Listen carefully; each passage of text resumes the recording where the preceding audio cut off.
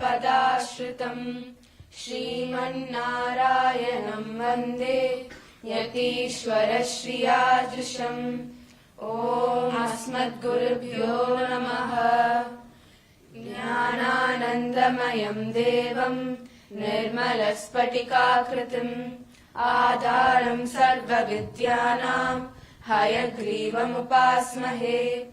स्वतः सिद्धं शुद्धस्फटिकमणिभूभृत्प्रतिभटम् सुधासद्रीचीभिः द्युतिभिरवदात त्रिभुवनम् अनन्तैः अनुविहितहेशाहलहलम् हताशेषावद्यम् हयवदनमीडीमहि महः समाहारः साम्नां प्रतिपदमृचां रामयजुषाम् लयः प्रत्युहानां लहरिविततिर्बोधजलदेः कथादर्पक्षुभ्यत् कथककुलकोलाहलभवम् हरत्वन्तर्ध्वान्तम् हयवदनहेशाहलहलः प्राची सन्ध्या काचिदन्तर्निशायाः प्रज्ञादुष्टैरञ्जनश्रीरपूर्वा वक्त्री वेदान् बातुमेवाजिवक्त्रा वागी साख्या वासुदेवस्य मूर्तिः विशुद्धविज्ञानगणस्वरूपम् विज्ञानविश्राननबद्धदीक्षम् दयानिधिम् देहभृतां शरण्यम् देवं हयग्रीवमहं प्रपद्ये।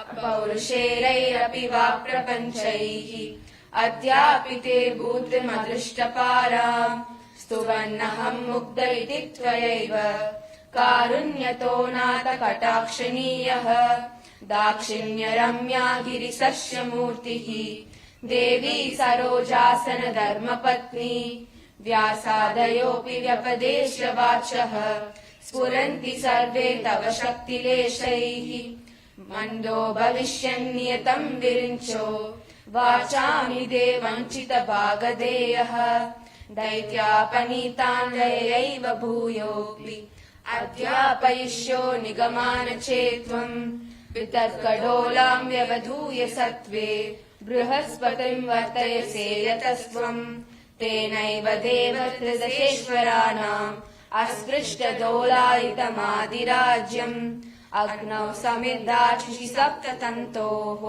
आतस्तिवान् मन्त्रमयं शरीरम् अखण्डसारे हविषां प्रदानैः आप्यायनं व्योम सदां विदत्से यन्मूलमीदृक्प्रतिभाति तत्त्वम् या मूलमाम्नाय महाद्रुमाणाम् तत्त्वेन जानन्ति विशुद्धसत्त्वाः तामक्षरामक्षरमातृकान्ते अव्याकृताद्व्याकृतवानसि त्वम् नामानि रूपाणि चयानि पूर्वम् संसन्ति तेषां चरमां प्रतिष्ठाम् वागीश्वरत्वां त्वदुपज्ञवाचः मनोगतुनिष्यन्द विलोभनीयाम् मूर्तिं तवानन्द सुधा प्रसूतिम् विपश्चितश्चेतसि भावयन्ते वेलामुदारामिव दुग्ध सिन्धोः मनोगतं पश्यति यः सदा त्वाम् मनीषीणामानसराजहंसम् स्वयं पुरो भावविवादभाजः किं कुर्वते तस्य गिरो यथार्हम्। ॐ अस्मद्गुरुभ्यो नमः। जय Shrinarayan.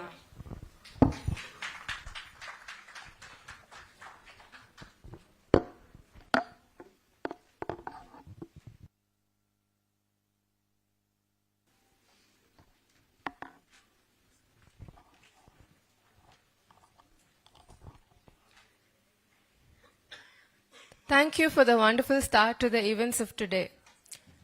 It is my honor to call upon our chief mentor, Sundar Ramachandran ji, to address the gathering.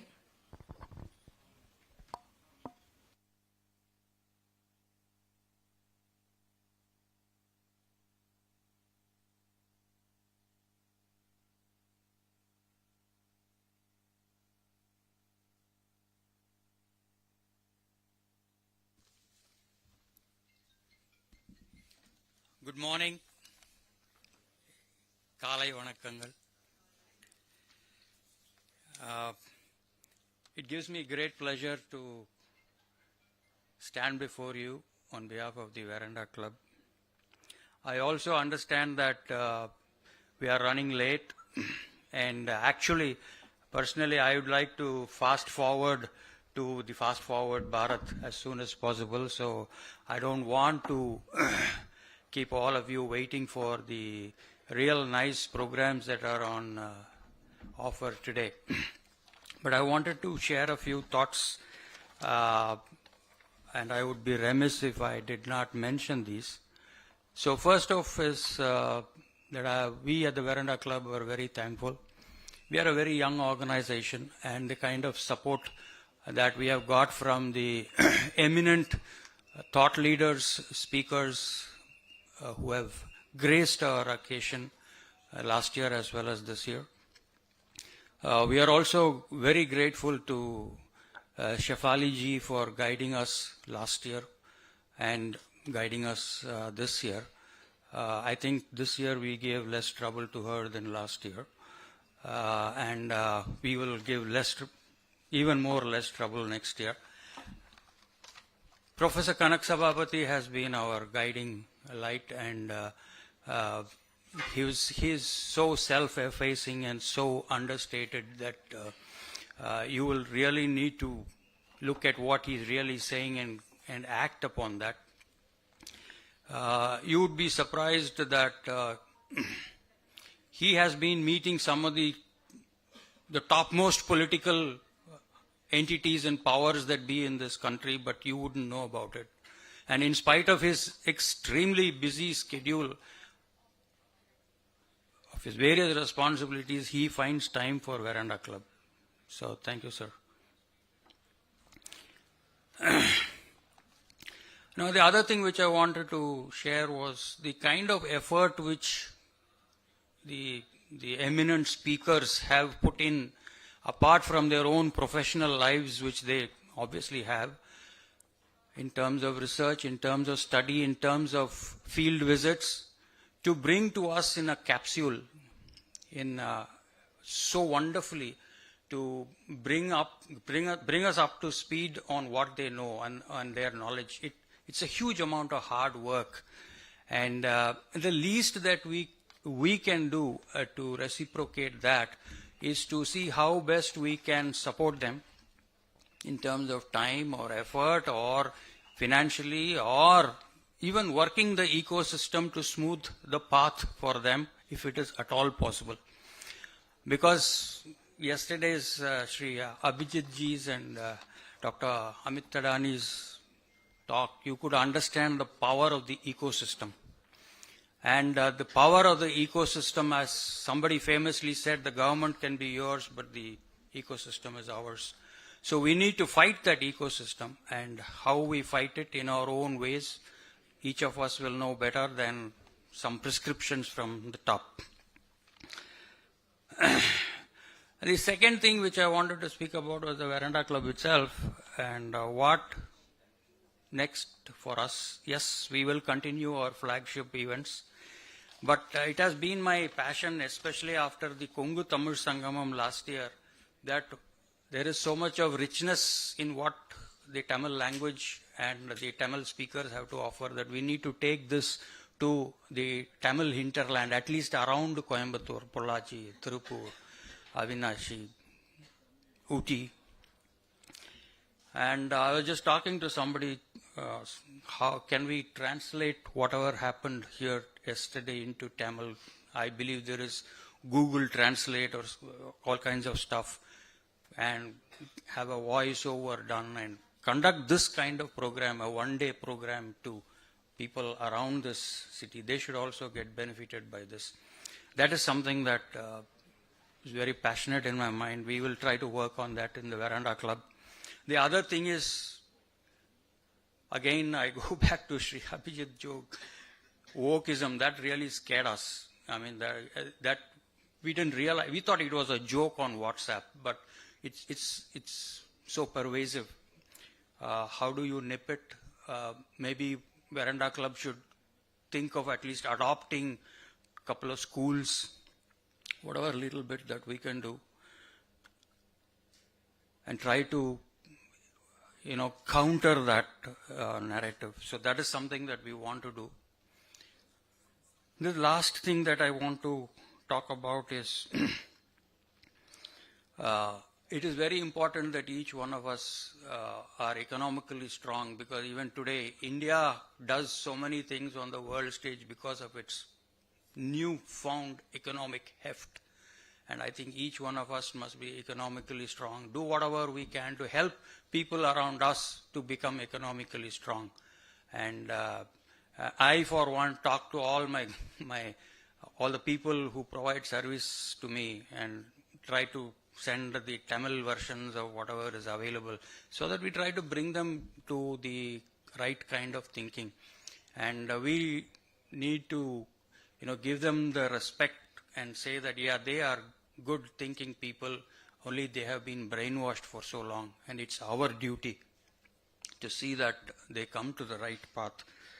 So once again, it has been a wonderful yesterday, and I'm sure today will be equally or more wonderful. It's a byline in our family that Raman Parthupan, great Rama devotees in the family. So Raman Parthupan, Rama will take care, Rama will look after. But I want to add, Rama was one of the epitome of duty, and so we also need to do our duty by what requires to be done. With that, I end my address, and thank you very much for giving this opportunity.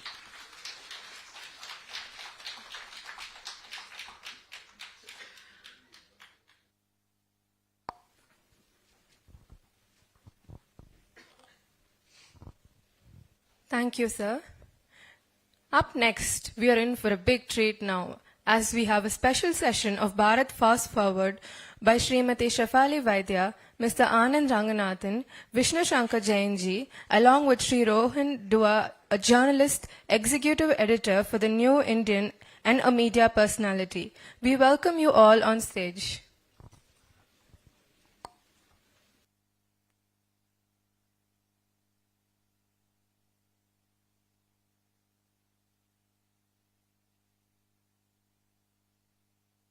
Vishnu Jainji had to leave early yesterday because he had some cases coming. So we have requested Raghav Krishnaji to be a part of this panel. I request him to come on stage, please.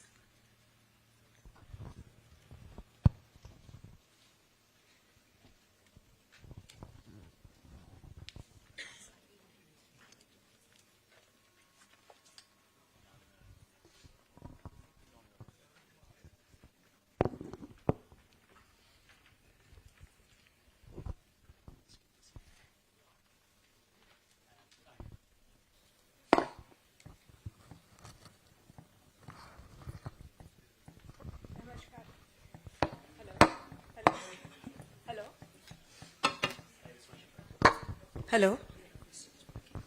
Hello, Namaskar everybody, and welcome to day 2 of Western Ghats Literature Festival 2.0.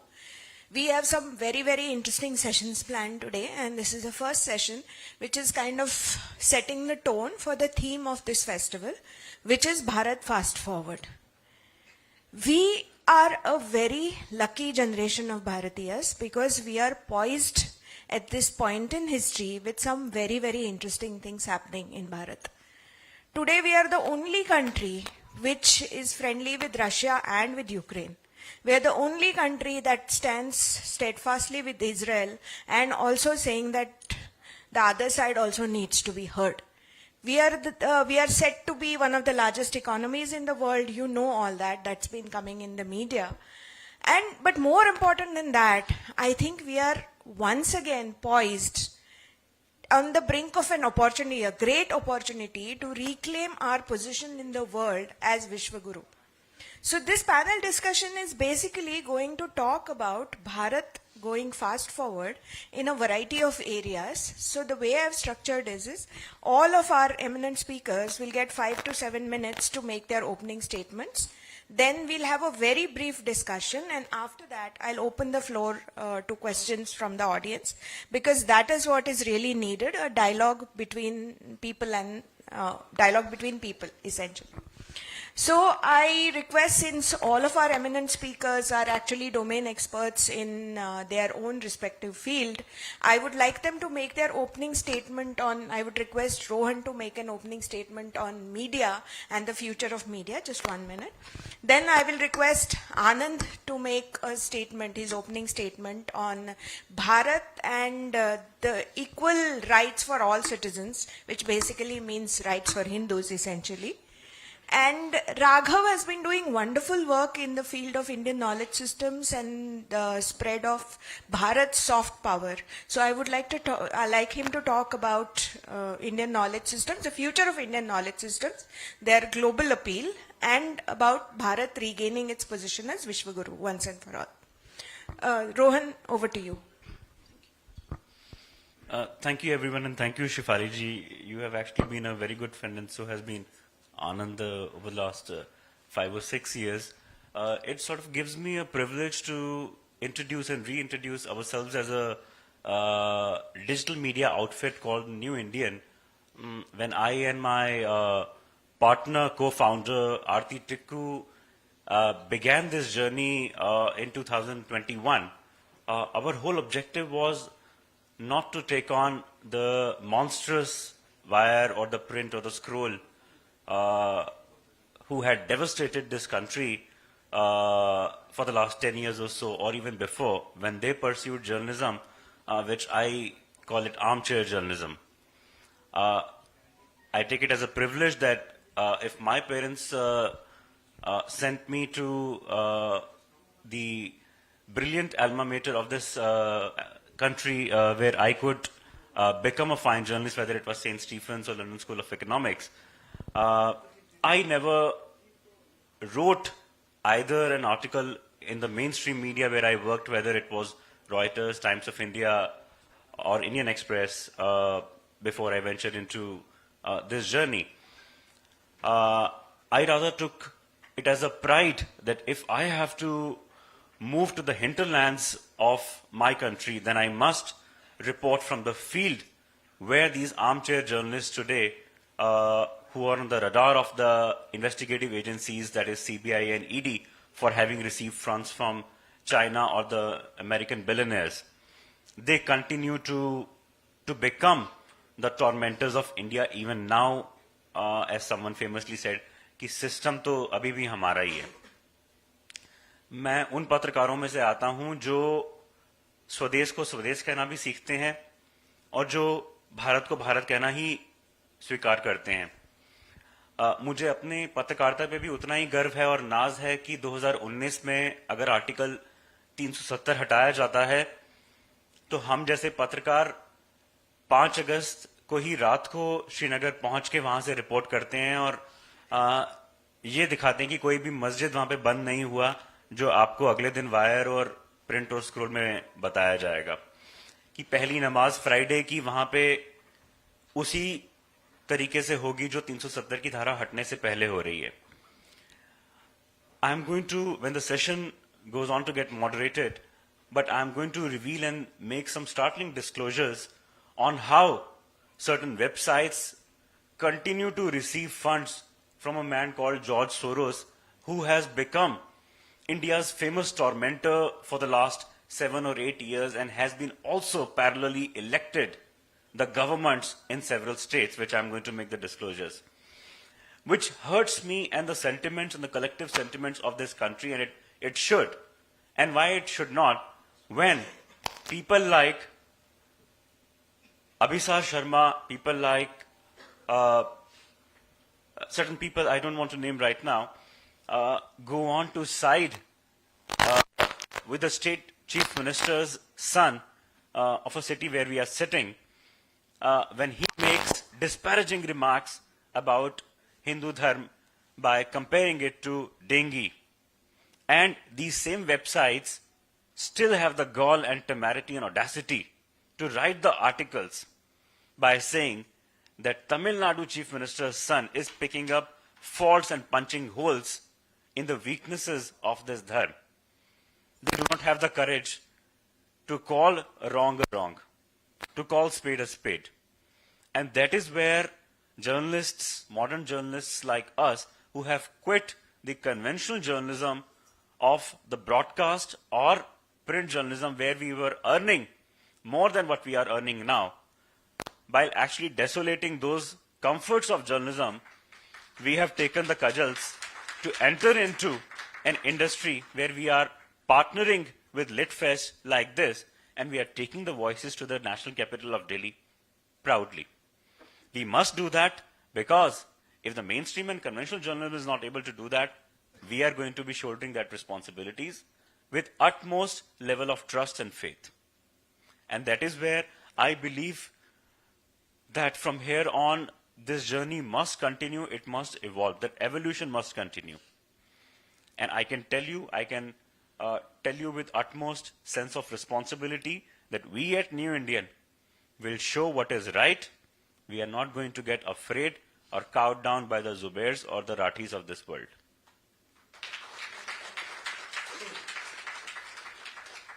We are going to bring the Rang De Basanti. आपने जो उखाड़ना उखाड़ लीजिए, हम यहाँ से पीछे नहीं हटेंगे.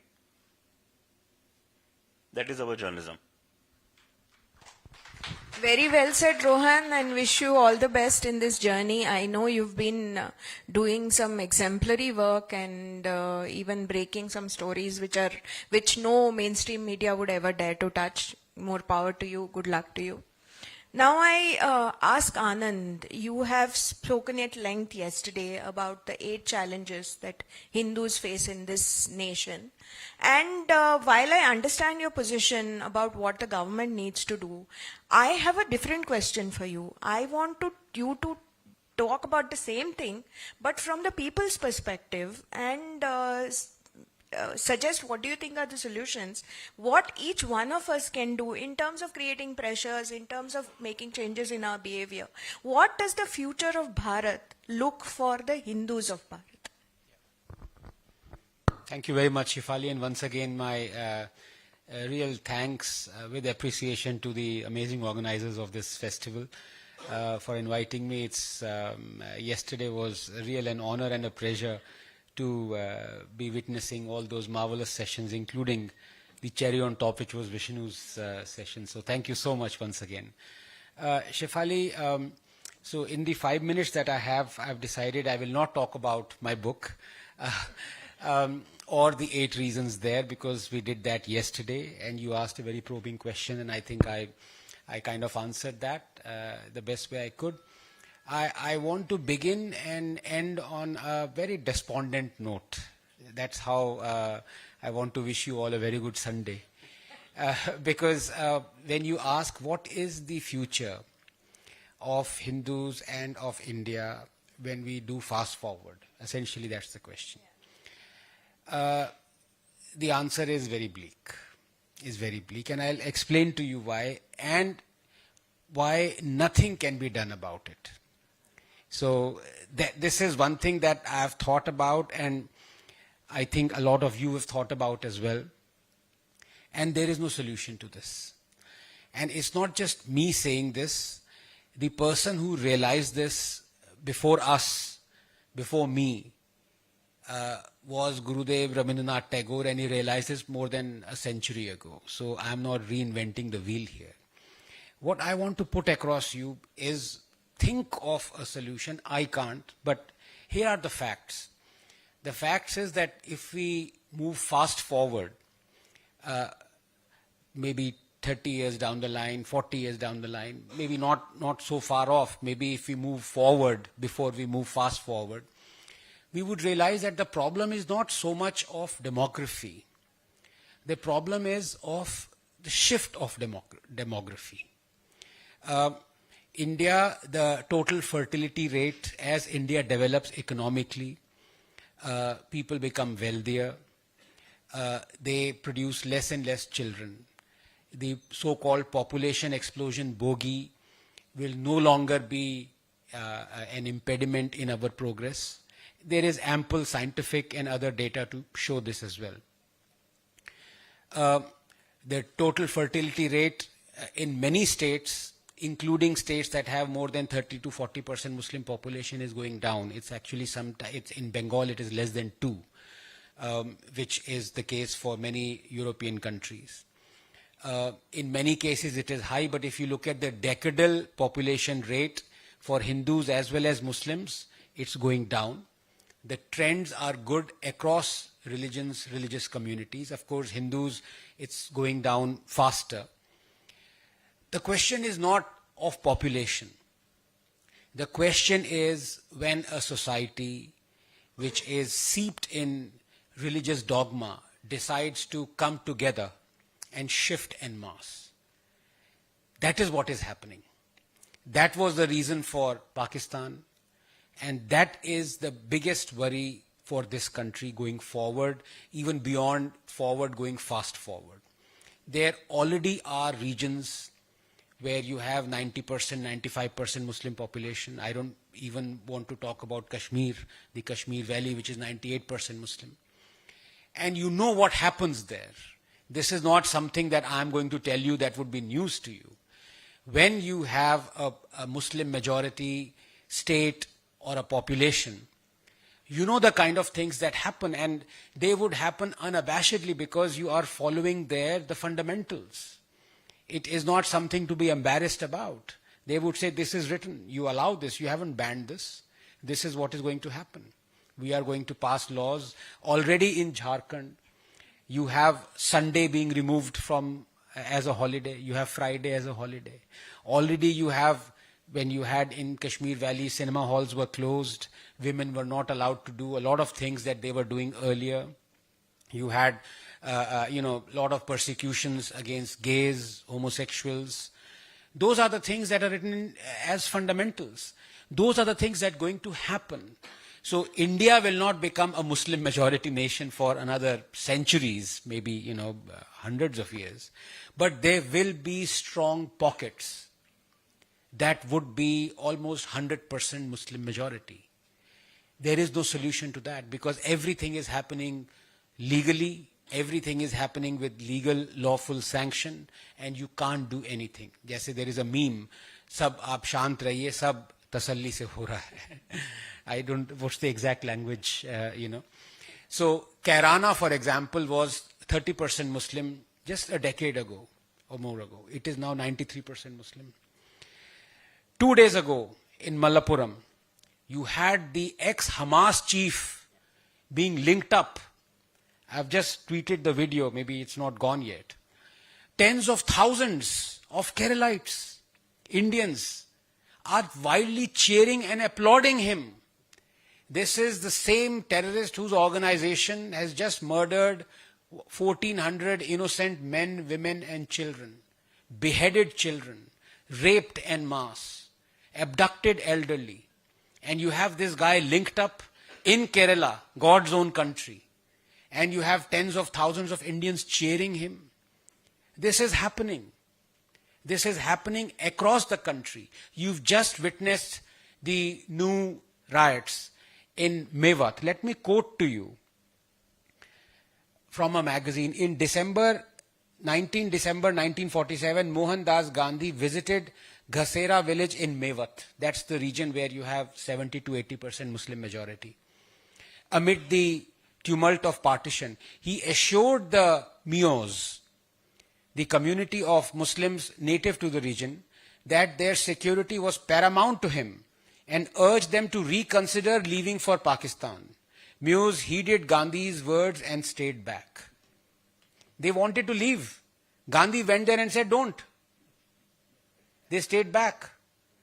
Now it is 80% Muslim population. You had the new riots. You had the mob entering a hospital, segregating the patients into Hindu and Muslim patients, Hindu and Muslim doctors, assaulting a 3-year-old child of a Hindu doctor. This is not something to worry about the Indian Muslim population. This is happening because of demographic shift. And if you think, yes, you may, that I am a Sanghi, I am saying this, let me now quote someone. Quote, the only effective way of solving the minorities problem lies in population exchange. Until that is done, even with the creation of Pakistan, the problem of majority versus minority will remain. Transfer of minorities is the only lasting remedy for communal peace, unquote. Who said this? B.R. Ambedkar. He could see it. He could see the things almost 80 years ago.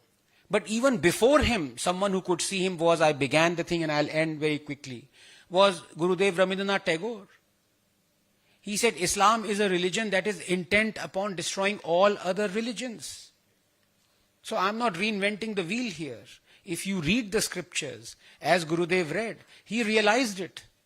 And he said the only way to maintain peace is to succumb to it. Now, that is India forward, fast forward, super fast forward, whatever you may call it. But essentially what is going to happen is India is going to go backwards. Thank you. That was a despondent note, you were right. But I am an optimist, so I will quote a Dylan Thomas poem here, which says, do not go gently into the night, rage and rage till the dying light. So even if we have to go into the dark night, like wise men like you say that the night is dark, we should rage and rage against the dying light and we should not go gently into the dark night. My question to you, Raghav, is, okay, please say something positive because I don't want people to go out for the coffee break looking very sad and despondent. My apologies.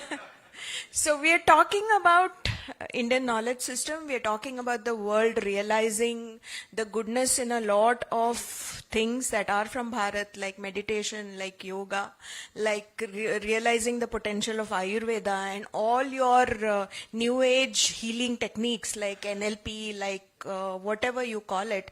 It's ultimately based on our philosophy, it's ultimately based on our techniques, it's ultimately based on the knowledge and wisdom that Bharat has to offer to the world. So what do you think the future is going to be for Bharat? Can we really become Vishwaguru? Can we really regain our status? And please be positive. Hari Om. I think from Vishwaguru to despondency, but I think it's representative of the schizophrenia that the modern Hindu mind and the modern Hindu society lives in. In fact, what just happened in the last 10 minutes is a microcosm of what our daily life is. There are moments where we feel, in communities like this, when we talk about our knowledge systems, when we walk into spaces which represent our culture, we feel optimistic. We feel that we represent the morality of a civilization. We feel that sense of confidence. We feel the empathy of our ancestors. But you also look at the political reality and you look at the demographic reality, you look at the global reality, and you recognize that your optimism has to be tempered a little bit. But it is also the quintessential ability of the Hindu mind to reconcile the opposites. And we are coherent, we are a nation, we are a civilization simply because the Hindu mind has the ability to look at the large patterns and replicate in its everyday life, in its nitya karma, the patterns that sustain the entire universe.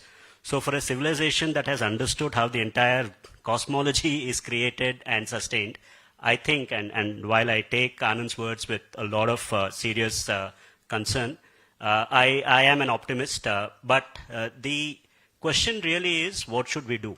My friend Pankaj has a very good quip on this, saying that we recognize all of this, but you are ultimately like Rama's squirrel, all of us.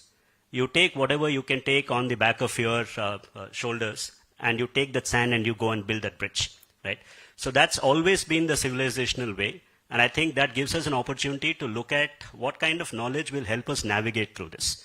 The knowledge of reality, the knowledge of demography is also part of that knowledge. But there is, we at Brihat, where we work together, our idea is about culture as the primary concern, because everything that we're talking about resides in culture. It resides in the daily exchange that produces meaning and that we learn through the process of socialization. And these are the instruments that we need to recreate because that is what this civilization sustained on. So when we speak about knowledge systems, we are talking about two simultaneous things. One is, of course, the culture, and I'll maybe quickly define or at least offer a definition of culture from how we see it. And the second is the institutionalization of that, which gives us civilization. And in that, I think lies our answer of how do we survive, move forward, and potentially thrive. we need both Swayambodh and Shatrubodh. We need to know ourselves and we need to know the enemies. And this whole sense that there is no other, everything is Vasudhaiva Kutumbakam is not true. Because even if you look at the Niti Shastra that it comes from, the word itself, that phrase itself comes from a very, very different kind of usage and a different context, right? So how do we decode this? How do we understand the role that knowledge systems has to play and culture has to play in this? I'll try and give an example of culture that I recently experienced when I looked at the news from Odisha. About 3 months ago, there was this terrible train accident in Odisha, right? Just a matter of seconds, the entire train flipped and people died. About 11 days later, because that was a moment of national grief, about 11 days later, the people in that village, all the people in the nearby village, they came together and they offered Pitrurana, the Tarpana, to people who died in the train accident. Now, this one single minute, it was just a 1 minute clip on national television, it tells you the genius of this civilization. And not as Pawan Verma writes about this in the Great Hindu Civilization, that the imagination of Bharat as a geocultural entity, which is the Icha of the Rishis, and the answer to Anand's provocation to all of us about whether we will survive or not is also in that. It is not just our Shakti. There is a higher Shakti that is at play, will always be at play in India. And the villagers, without any state action, without any market incentive, came together and they offered a ritual for somebody that they've never met after death. What is it telling us? It is telling us that Hindus play the infinite game, and that is culturalized. And they are able to come together by their own volition to offer something to others that they've never met and will never meet. The people are dead, right?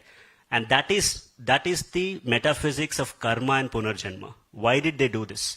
They did this because they understood that if the death was sudden, there are certain desires that are left unfulfilled for those souls. In the Hindu way of thinking, you have to offer something so that the souls have their journey. Now, this kind of very abstract metaphysical thinking seeped into the everyday habit is what we call culture. Culture is not food, travel, selfie. Culture is the metaphysics of life, death, karma. And in our understanding, if we have to look at what will help us survive, it is going back to that knowledge which gives you the way to live, which then sacralizes the entire place. All of us have this experience in our own houses because so far this analysis of a rational kind, which is very critical, very important, does not fully tap into the Daivik Shakti that is actually the basis for this civilization.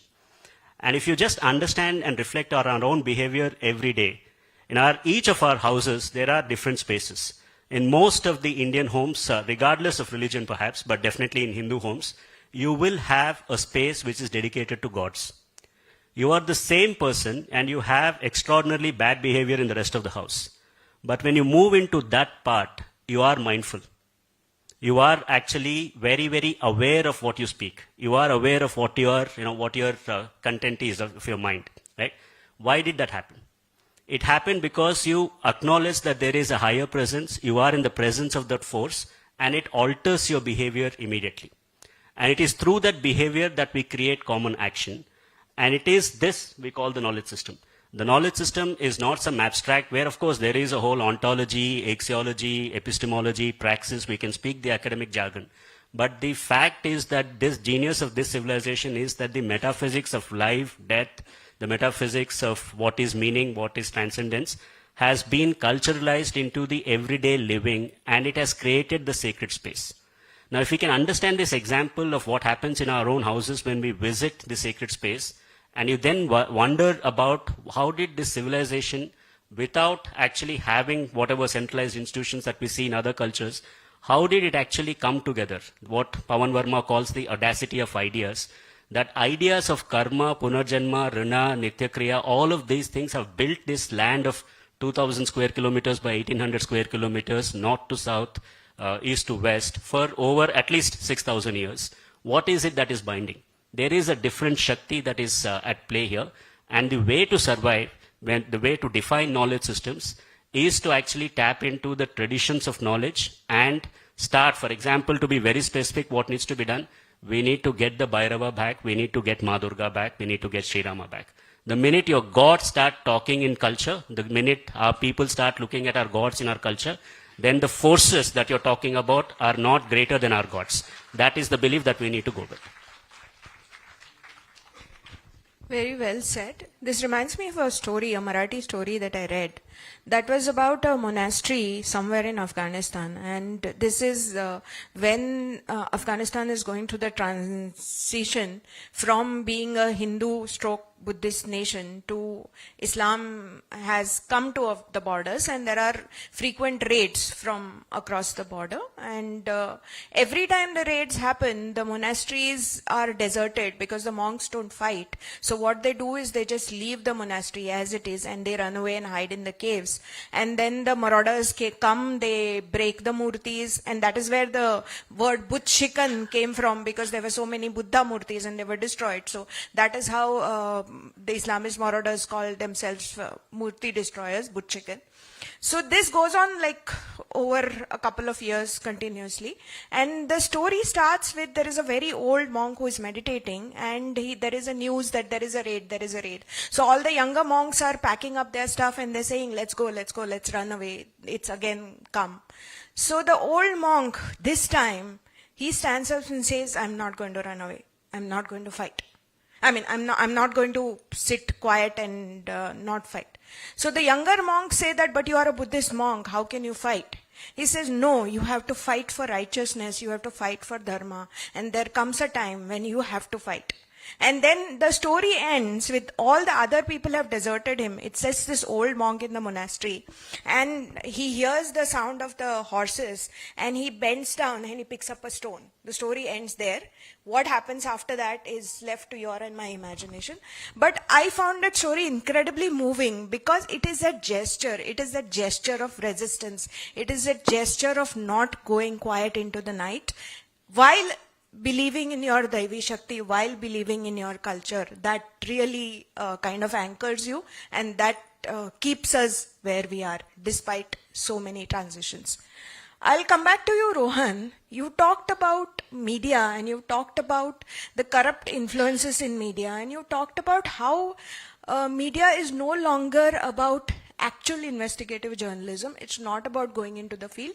It's basically just talking heads either in a studio who make speakers fight like roosters, Anand would know what I'm talking about. Every day he goes on TV channels. Or it is about already deciding the headline and then working on the story backward to kind of fit the headline. So how do we break media especially from this trap and get them back into what media is supposed to be doing, which is actual reporting, which is actual investigative journalism, which is actually informing the people of this country about events happening? Shefali, while you were asking the question, I began to roll up my sleeves. This is exactly what any reporter worth his or her salt should do.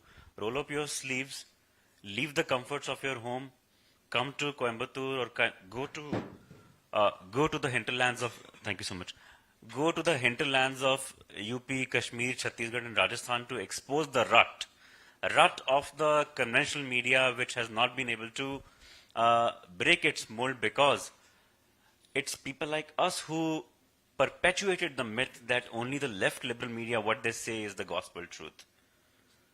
Why?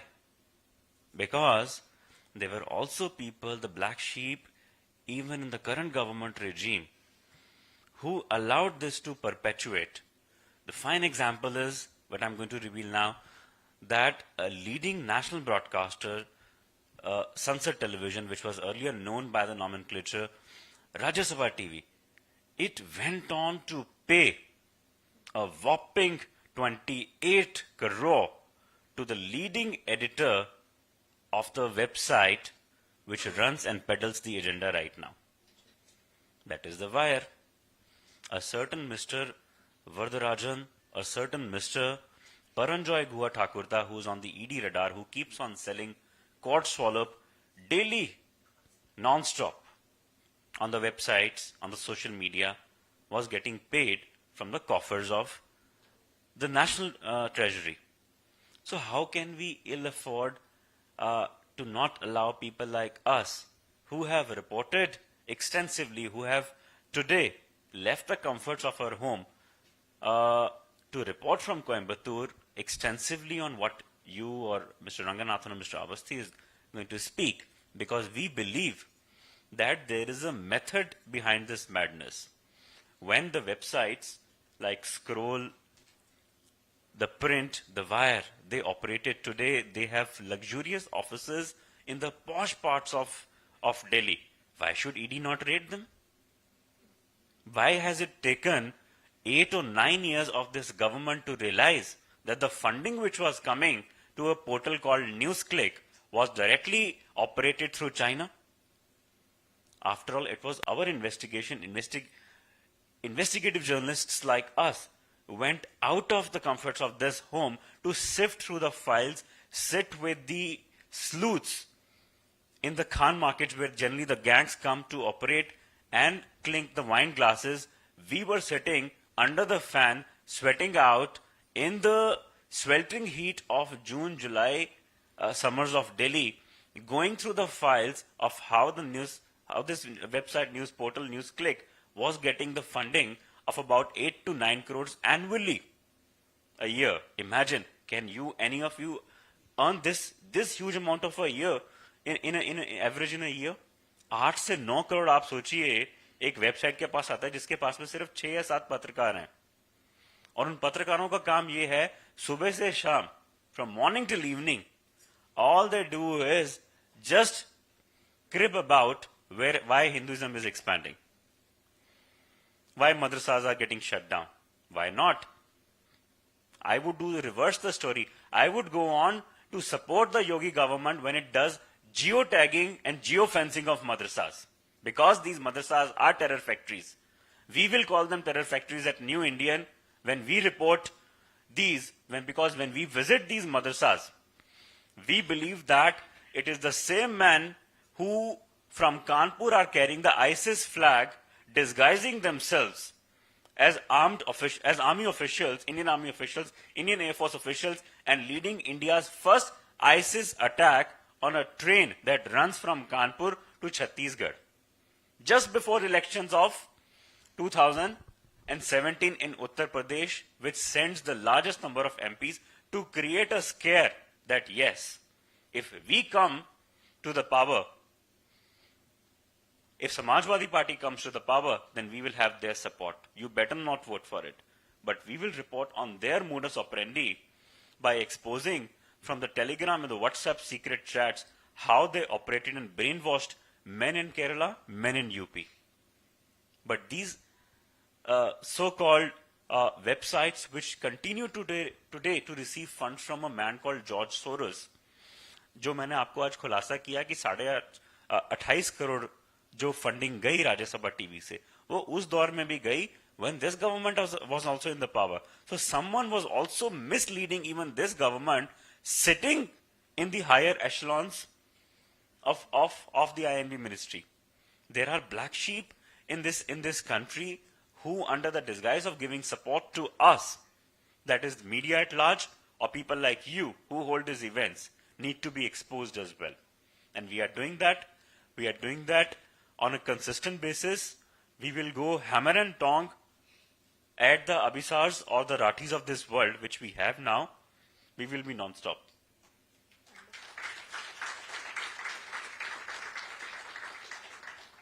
You see, the problem here is not because of the fact that just a one man, George Soros, has been operating. There are at least, according to our own investigations which we have done with several journalists outside, 1,399 such open societies which, under the garb of using a coined phrase like independent journalism, they support these websites. I must tell you and I must share, my own investigation revealed that a company called Razorpay, a digital payment interface called Razorpay, delivered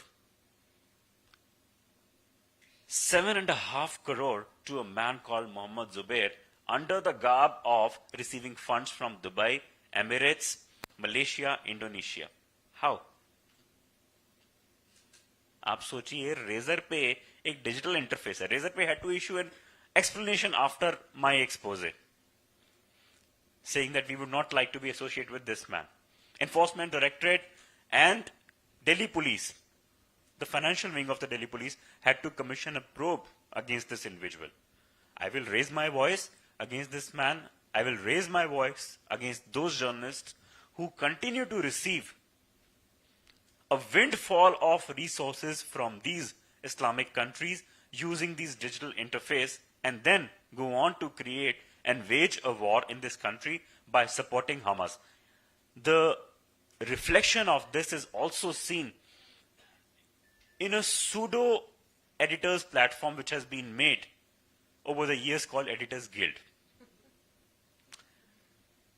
You see, I find it absolutely stunning that the Editors Guild comprises today of those journalists who have never even reported and gone to Sopore where the terror attack took place, or from Uri or Pulwama where the terror attacks took place, and they side with the same separatists. Please pronounce it correctly. It's Editor's Guilt.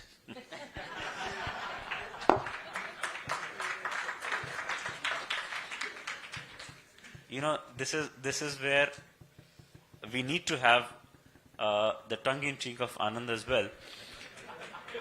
I personally believe, Shifali ji, Anand and Raghav, कि अगर आप लोगों ने और इन लोगों ने उस दिल्ली के प्रेस क्लब में जिसकी 8 बजे 8 o'clock,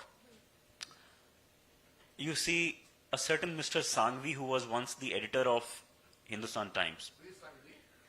Veer Sanghvi.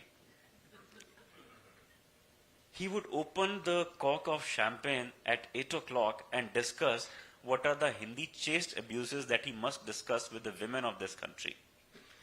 That is the standard of journalism which we saw over the last 15 years, where the comforts of Mercs and the BMWs decided the cause of the Lutyens. Why does the phrase Lutyens emerge after 2009 and 10? Because it's the Khan Market gang which today wipes crocodile tears, which today sheds actually so much of crocodile tears when these people are raided, were actually the people who were clinking the glasses in the comforts of the Delhi's elite press club, where 4 days after the news click is raided, where 4 days after India offers support to Netanyahu, these people go on to claim support for Hamas. They run demonstrations, imagine, against their own government, saying that why are you supporting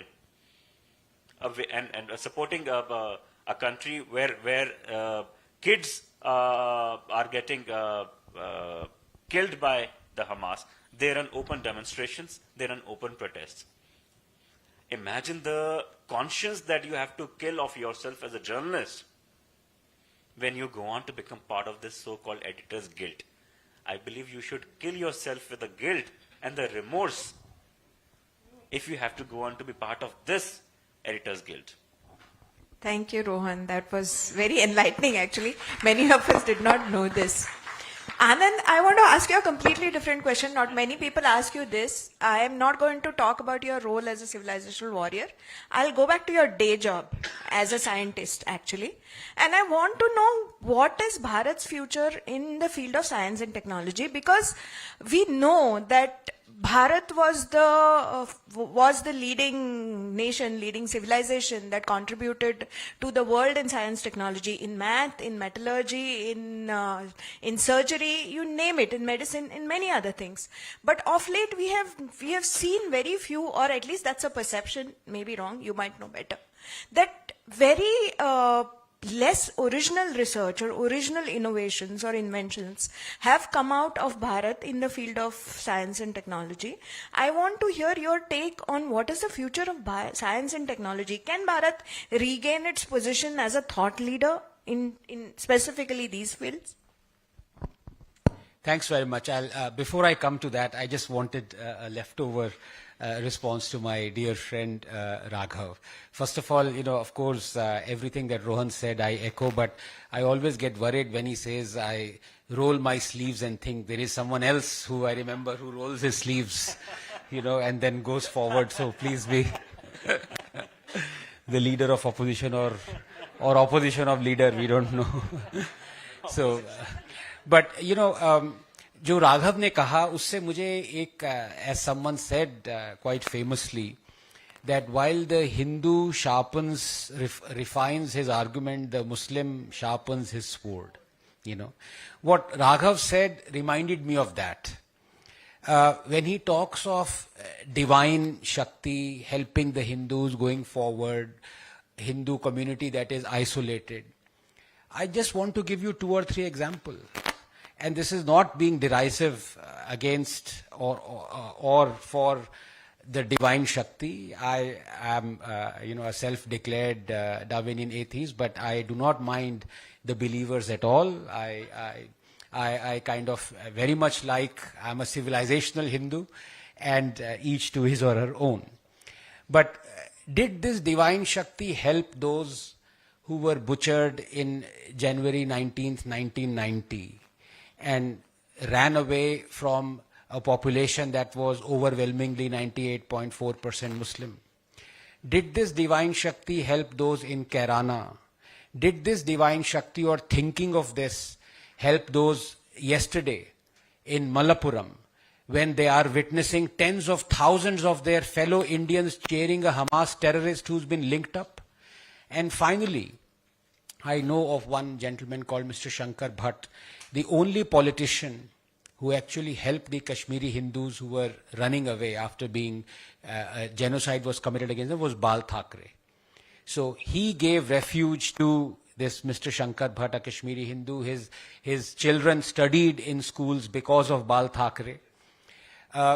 He stayed next to Azad Maidan, and he told me a couple of years ago that the funny thing is when the CA thing was starting and that la ilaha illallah, tera mera rishta kya, everything started. He said, and now you see the resonance here. You see Indian Muslims marching, fighting, supporting Hamas, fighting for Palestinians' rights, right?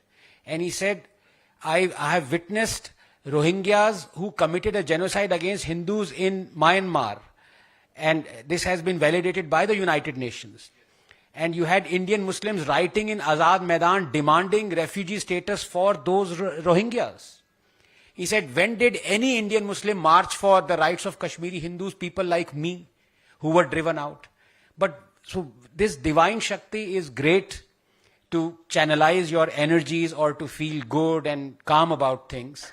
But I'm afraid when something has been done legally, openly, when subconsciously we have accepted 5 times a day thrown at us that there is no God but Allah, 5 times a day, and you are forbidden to worship anybody else. Is that not egregious and rude towards people who have other gods? But we've accepted it. And likewise, we've accepted every other thing that is happening legally. You see, Gujarat has a law where if a riot or communal disturbance happens, you cannot sell or buy the property of the person belonging to the other religion. Congress brought this law, but it is there in Gujarat. It is to prevent large-scale migrations in and out. But in Kerala, there have been no riots. In Bengal, there have been no riots. In Malappuram, there have been no riots. But Hindus have been forced to flee. So it is happening. There is no solution, Raghav. Divine Shakti, I'm sorry, I humbly disagree. Something else would have to be done. But now, very quickly to come to Shefali, my apologies that I kind of went tangential. Yes, two ways to answer this question, Shefali. One, I think first, it has not been acknowledged enough, but I want to acknowledge it, and I do use every platform to acknowledge it, that India's finest achievement, scientific or non-scientific, since independence, has been to administer a vaccine to 1 billion Indians twice over within a year.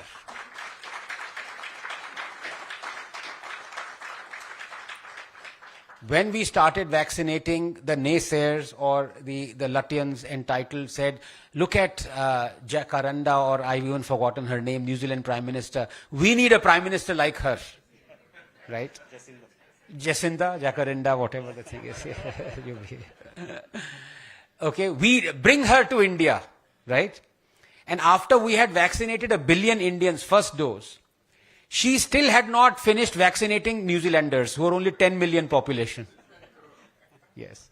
So it's been spectacular. When the push comes down to shove, we have shown our mettle. And it makes me immensely proud that Indian scientists were at the forefront. However, when you talk of going forward, we not only have to take care of eventualities like this, we also have to be prepared to see what is around us, whether we can use that.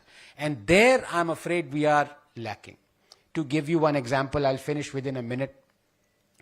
How many of you know Lakshmi Kutti? Okay, one hand has gone up, but that is my wife, so that, because I have told her maybe, or she's learnt it, so that doesn't count at all. Okay, no hand went up. Oh, I'm so sorry, ma'am, one hand. So I would say 99.99% people did not know. I was in the same boat as yours. Couple of years ago, even I didn't know who Lakshmi Kutti was. Lakshmi Kutti got Padma Shri 4 years ago. Because all her life, she's 85-year-old frail lady. She stays in the jungles of Kerala. She has been collecting medicinal plants and cataloging them. Her library is now 500 plants. And each of those plants will have a molecule that will cure cancer or diabetes, where Indians are now, more than 100 million Indians are confirmed diabetics. Confirmed 100 million. 150 million Indians are pre-diabetic. These are catastrophes that are waiting to happen. Because with great prosperity, we have flipped the kind of diseases that were affecting Indians. In 1990, 70%, before economic liberalization, 70% of the diseases that affected Indians were communicable diseases, like tuberculosis, malaria, viral diseases. 30% were non-communicable, like heart ailments, diabetes, asthma, cancer. Now it is flipped. 70% of diseases affecting Indians are diabetes, heart ailments, asthma. So we gave her Padma Shri, but now we've forgotten about her. Any of those 500 plants will have a super drug that might cure either cancer or diabetes or asthma or any of those communicable or non-communicable diseases. We should have had 500 Lakshmi Kutti natural products institutes by now, where the mandate would be, your job is, this is the plant, find out the active ingredient, try and see what happens to it. And just to end, if you think this is a figment of my imagination, I want to ask, how many of you know TUU? No, your hand going up doesn't count. Yes. So, TUU was a Chinese lady, 10 years elder to Lakshmi Kutti. So she's probably 95 now. Like Lakshmi Kutti worked the jungles of Kerala, she worked the jungles of China. In 1960s, she discovered a plant. She isolated the molecule out of that. That molecule is artemisinin. And artemisinin is now the only viable cure for malaria. And for that, TUU got the Nobel Prize in medicine and pharmacology. And what will happen, I'll tell you. This cornucopia of 500 plants of Lakshmi Kutti, Western Europeans or Western nations, their labs would say, seek access from our government to take this library to their labs. They would do it. Lakshmi Kutti is very gracious. She would give them the plants happily. Once the plants are there, they would isolate the molecule. Those molecules would be multi-billion-dollar anti-diabetes, anti-cancer drugs. They would get the Nobel Prize. They would go to the Nobel Prize award ceremony and thank Lakshmi Kutti. And we would be overjoyed. We have given her a Padma Shri. We'll possibly give her a Padma Bhushan. Thank you. Raghav, you wanted to answer. And after that, do we have time for a question and answer session? 10 minutes. Okay. I'll be brief, and I should have expected this. I mean, to speak about a civilizational Hindu without the idea of God as the central force is to speak of temples like a museum. Right? We can all visit them for cultural artifacts. There are two ways to approach the question of our civilization and of our truth. And like I said, we need both Swayambodh and Shatrubodh. The idea of a divine Shakti, unfortunately, because of maybe the education, maybe because of popular culture, maybe because of the influence of the global culture, has somehow come to, in our imagination, be divorced from the real fundamentals of life itself. Now, the first way to approach the question of your civilization is, if we were so great, why were we conquered? The second way to approach our civilization is, how did we survive 1,000,000 years of oppression if we are going to just die in the next 50 years? The first question precludes the possibility of an empathetic spiritual inquiry. The second question does not. The second question can still very critically examine what went wrong, correct it, but at the same time, it has the creative possibility of really understanding your spiritual heritage. Now, whether or not, in our recent examples, any history survey can give us examples for anything. But Shivaji Maharaj did pray to Bhavani Mata, right? Sri Aurobindo did have a vision of Sri Krishna in prison. Swami Vivekananda prayed to Ma Kali. Right? So whether we believe in Tagore, whether we believe in Shivaji Maharaj, whether we believe in Sri Aurobindo, whether we believe in Swami Vivekananda, there is just one idea of Bharat that has held the civilization together. If we are claiming a civilization for India, if we are saying that this is an inherited tradition, without God as the central figure, there is no Indian civilization which is unique, which is different to any other global civilization. We might as well call ourselves any other civilization. Then the concern of a Hindu does not matter if it is just a cultural entity. Even a secular state might give you temples to have like cultural visits, right? The reason we care about this, and this dichotomy that if we are spiritual and talking about divine Shakti, we will not have the weapons, is actually, I feel fallacious, because the policy response to actually changing the very constitution, changing the laws, will also come when each one of us expresses the cultural demand. And for us, the culture is religious. Bharat is religious. This is Swami Vivekananda's seminal observation. Unless you and I really demand that our temples be the places of worship where God is central, there is no other force that gets us together. And once we have sufficient numbers of us who actually demand that, then the state better respond to that. That is when the problem that you are articulating of how do we tackle this without the state force is essentially linked to the question of Indians finding their own divine Shakti once again. To see this as two different things, I think, is not just a cognitive fallacy, but it's also a bit of a fear, because we don't have any other way. Might as well give it up, right? So I don't accept this argument that these are separate inquiries. I think the first and the Daivik Shakti leads to the Praja Shakti, which leads to the Satta Shakti and the constitutions that we need to protect our freedoms. Thank you.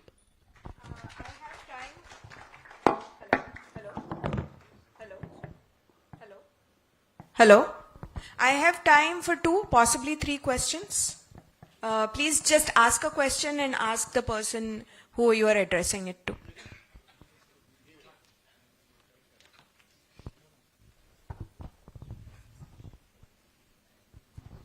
This is not exactly a question, a small clarification or whatever is explanation. Yesterday's that Hamas leader who spoke and all those people who attended are the liberal Muslims of Kerala, the members of Muslim League Party. Okay, they are the allies of the Congress Party fighting election for several years. The hardcore people are the members of the Popular Front of India members who are not there. All said and done, one credit should be given to the government, like the Article 370 is the ban of Popular Front of India and taking away all the top leaders overnight in a very secret operation. Several aircrafts flying to various airports in Kerala at 3 o'clock in the morning, taking around 1,500 hardcore criminals. Still we don't know their whereabouts. Nobody, even media is not speculating. That was a fantastic operation. Even the national media never covered it properly. There is a small silver lining in this Islamic issue. There are a lot of new ex-Muslims are coming up. In Kerala especially, I have seen there are many of they attract around 2 to 3 lakhs followers in the ex-Muslims YouTube channels. They criticize, a Muslim can criticize Quran, He can talk about Nabi as a rapist and racist, but Hindu cannot do it. But these people are doing it on the YouTube channels. They are getting a lot of traction. That is a good silver lining on the atmosphere. Thank you.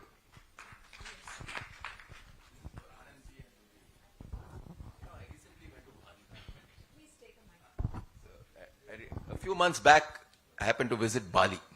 Bali is in Indonesia, part of Indonesia, a Muslim majority country. Bali is 90% Hindu.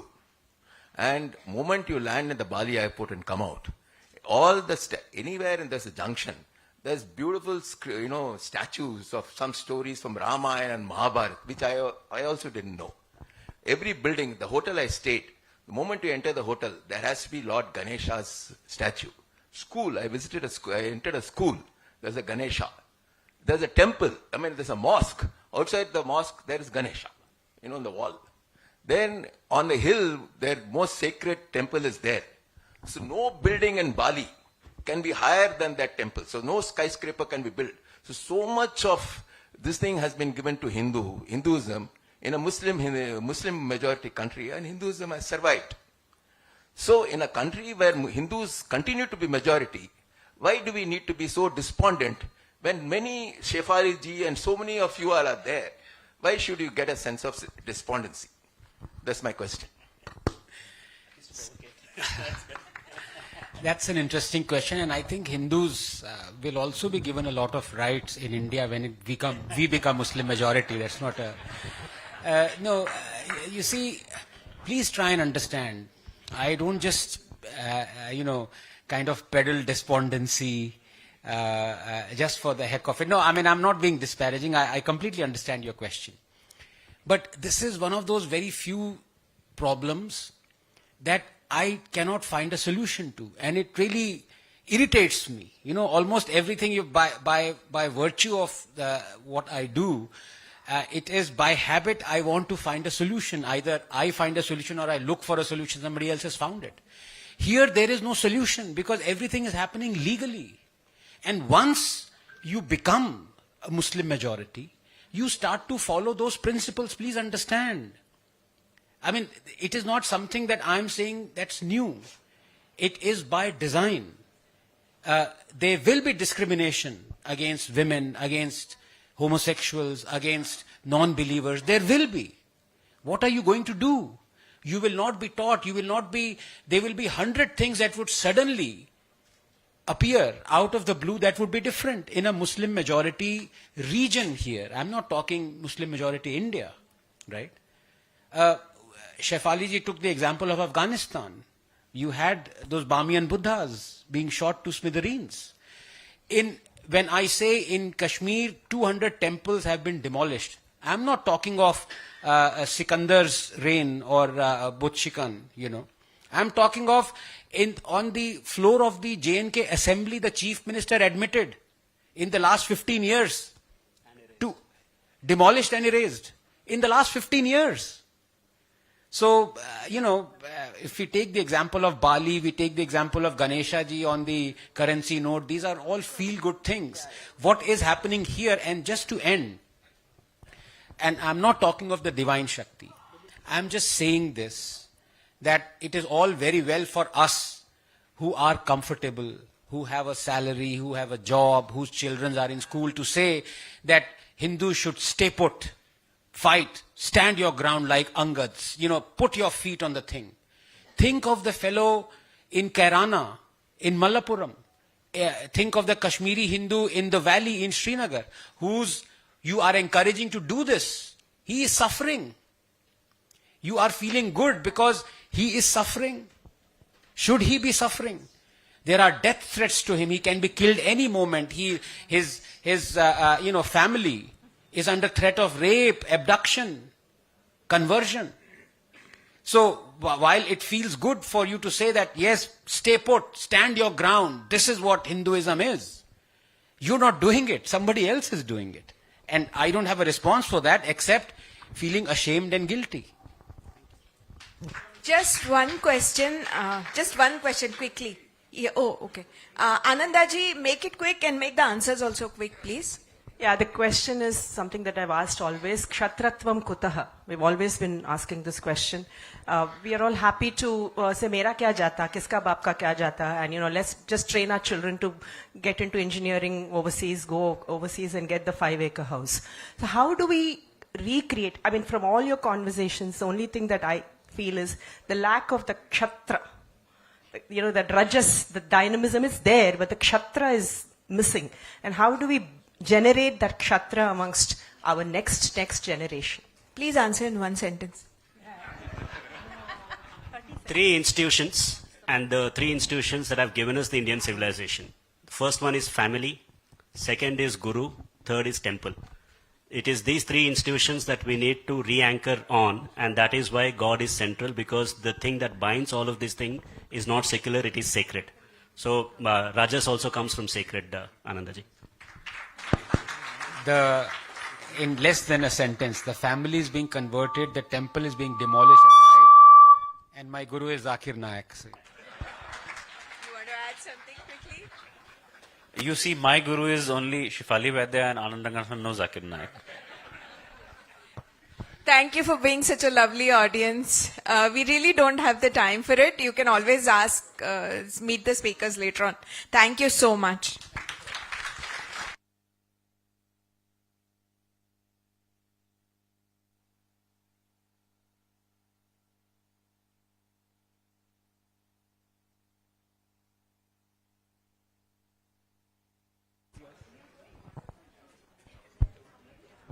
Thank you, speakers. It definitely was an eye-opening and an enlightening session. Now we have Sri J. Nandakumar Ji, a national convener, chief of Pragnya Prava, Indic thinker, author and speaker to address the gathering. I request Professor Kanaga Sapapati Ji to accompany him on stage.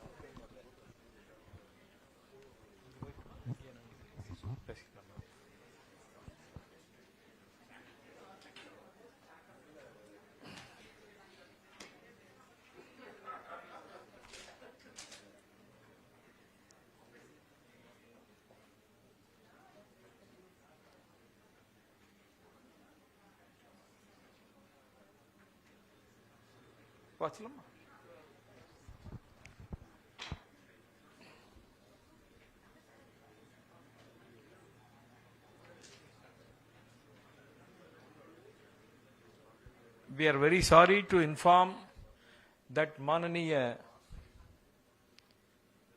Ranga Hari, a Rashtra Rishi, is no more.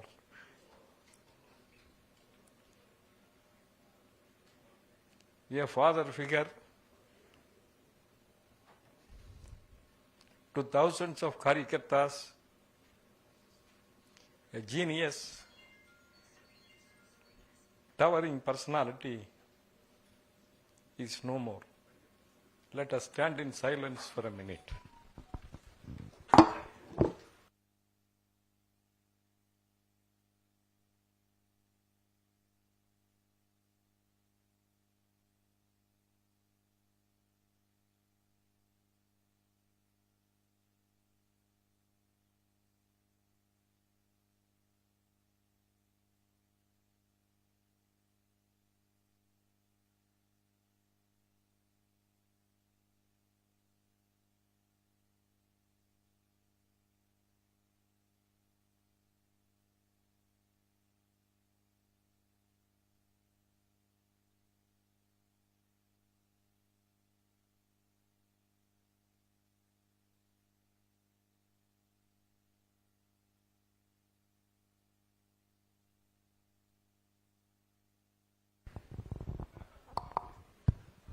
Mananiya Nandakumarji is the convener of the nationalistic think tank Prajna Prava.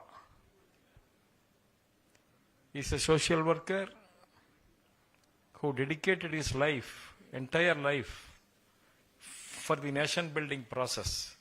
A journalist, former editor of the Kesari, the largest circulating publication in Kerala, Sangha publication, a well-known author. Recently, he published Swa, the struggle for national selfhood. It explains as to how we need to develop the selfhood within us for the nation. He is a known public intellectual. He is connecting the intellectuals across Bharat for the last 4 or 5 years. He was one of those mentored by Mananiya Rangahariji. So emotionally, we have all our feelings today, but in spite of it, he has agreed to speak to us before proceeding to Ernakulam for performing the final rites. I request Mananiya Nandakumarji to speak.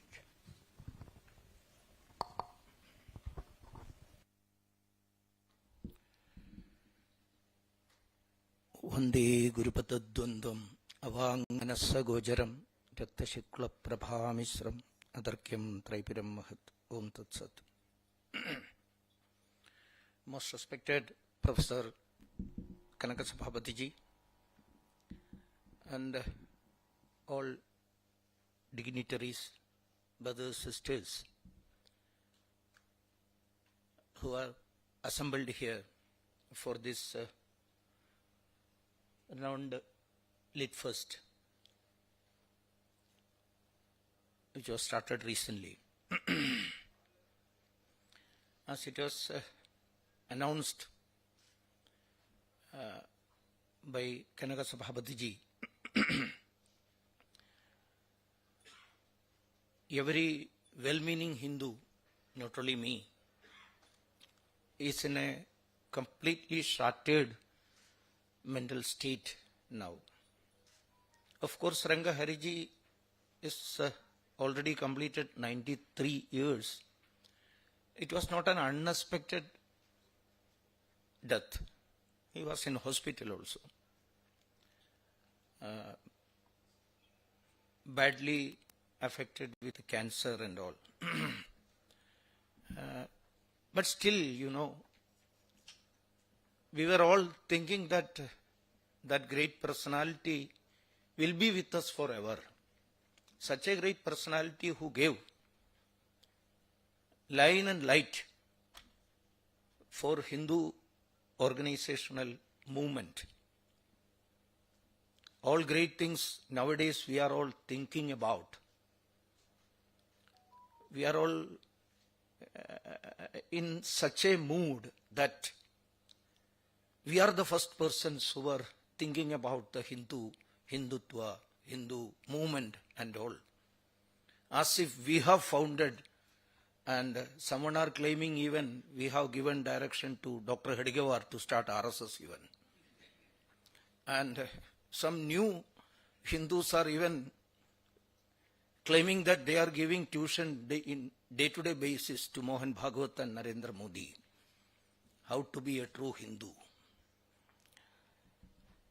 We have to learn much about that great movement which has started 100 years back.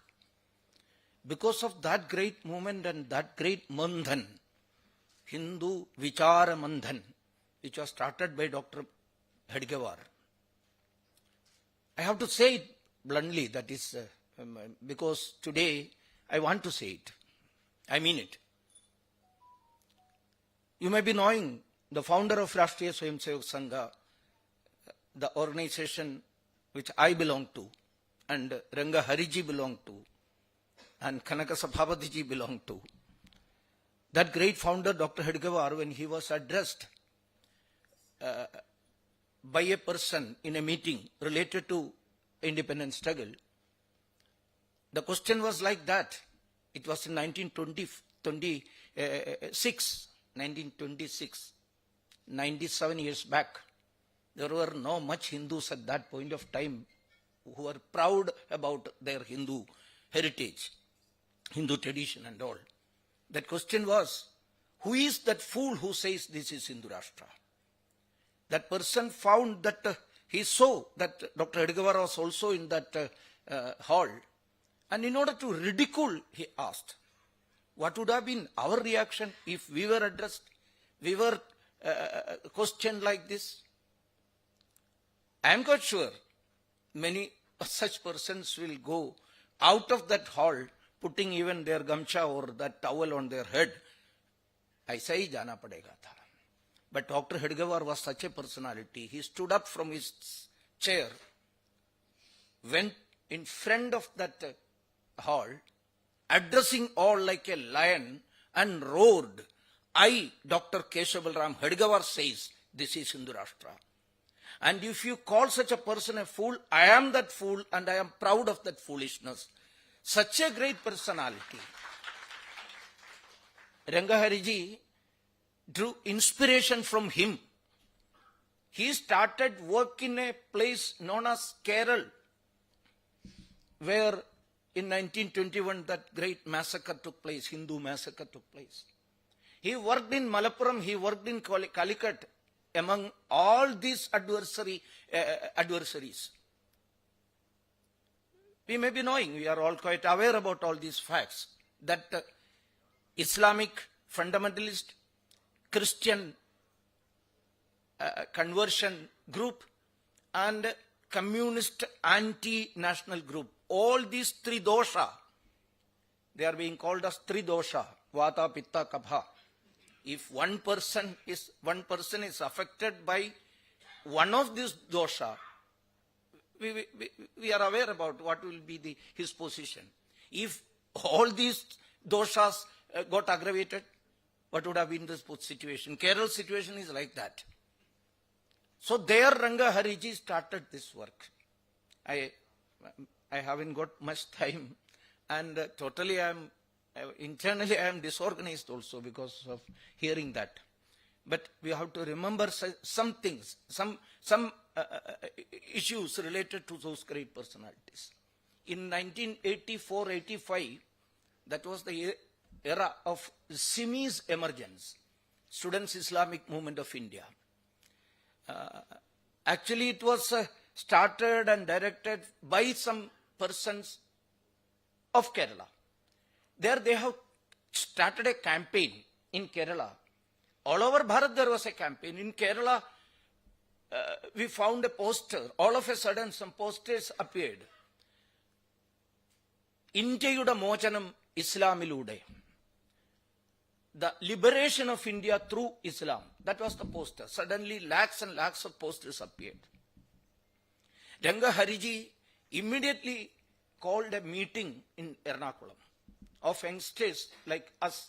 We were all young pracharaks of RSS at that time. And he gave us a nara, slogan. The end of Islam will be in India itself. That was his nara. Islam in the Andyam. Someone may think that this is a bit aggressive one slogan. Islam in the Andyam Indiyailude. Indiyil Tanne. It will be in India. That was his Malayalam translation, and everywhere it has been translated in local languages, and that poster has been given. And that counter campaign was a brainchild of Rangahariji. Just an example, I'm saying. We are not aware about such personalities who were actually the intellectual Kshatriyas who made today's Hindus' mind. So we have to think about that great personality today. And just Professor has said that needless to say that it is a personal loss of mine also.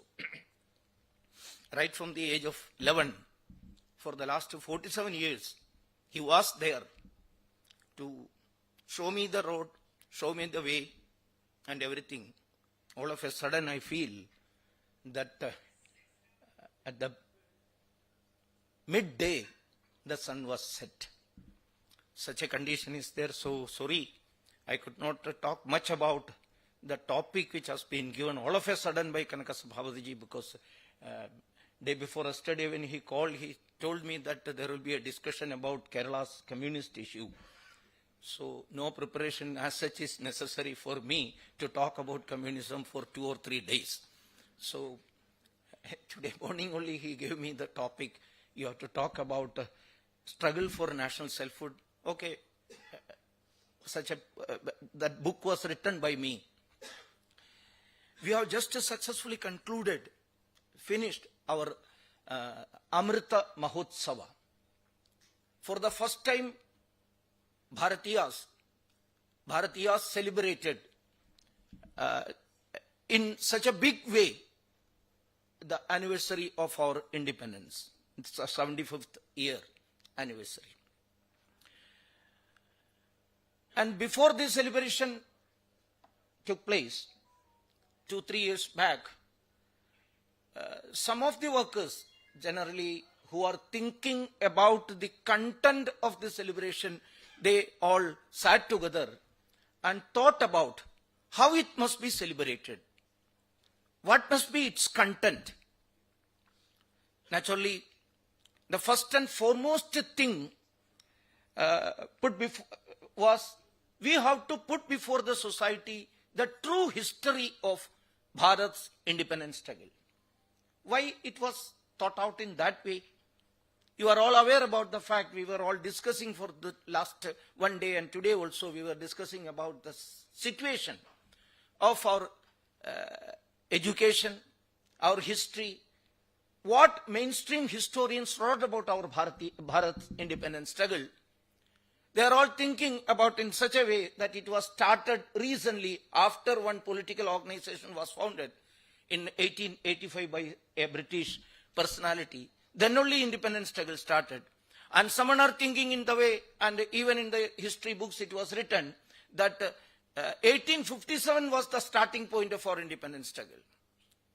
In such a way, our independence struggle history of Indian independence struggle is being portrayed in such a way. So the first and foremost thing we all thought about the celebration of Bharat's independence struggle was put before the public the true history of Bharat's Swadhinta Sangarsha. And also second thing was we have to think seriously about the unknown heroes and heroines of our independence struggle.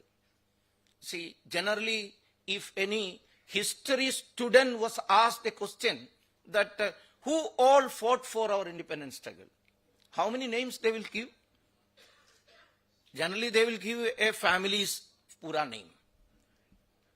Grandfather, father, daughter, daughter's son, and son's son. Even he also is a leader of Indian independence struggle.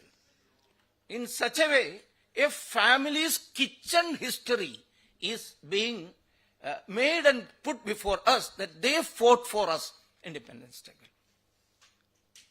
They don't know about the great personality who actually, how many of the North Indians, not only North Indians, even Tamilians know about Vanji Iyer? How many Tamilians even are knowing about Velu Nachiyar's contribution in Indian independence struggle? How many are aware about Kuili? How many Kannadigas are knowing about Rani Abbakka? There are a lot of independence struggle leaders, but it is being portrayed in such a way that some people or one family has fought for us. So this unknown, unsung heroes and heroines history is to be placed before the society. As far as we could, we must try for that. See, Swami Vivekananda, when he spoke about the history of Bharat, he clearly analyzed the situation and what we have to do to this history. I am talking about that book's background only. Swamiji talked about it, and it is being published in his Life of Swami Vivekananda by his Eastern and Western Disciples, second edition, Kolkata, Advaita Ashram. In that book, it is printed also, that particular speech. I would like to quote. The histories of our country, written by English and other Western writers, cannot but be weakening to our minds, for they talk only of our downfall. They talk only of our downfall. How can foreigners who understand very little of our manners and customs or religion and philosophy write faithful and unbiased histories of India? Naturally, many false notions and wrong inferences have found their way to them. Our history was written by the rulers of that time. There was a specific purpose of such history writing also. And then in the last part of that speech, Swami Vivekananda exhorted the young participants of that particular program. He said, he added, now it is for us to strike out an independent path of historical research for ourselves, to study the Vedas and Puranas and the ancient annals of India. And from this make it our life's sadhana to write accurate, sympathetic and soul-inspiring histories of the land. Again he added, it is for the Indians, to be more precisely, it is for the true Indians to write Bharat's history. It is needed. Unless and until our people, our next generation will not know, they will not get the opportunity to learn about Bharat's history in a true perspective. Why English people or the foreigners wrote this type of history and gave it as our textbooks? Shamelessly, our rulers also allowed this history to continue. What was the reason?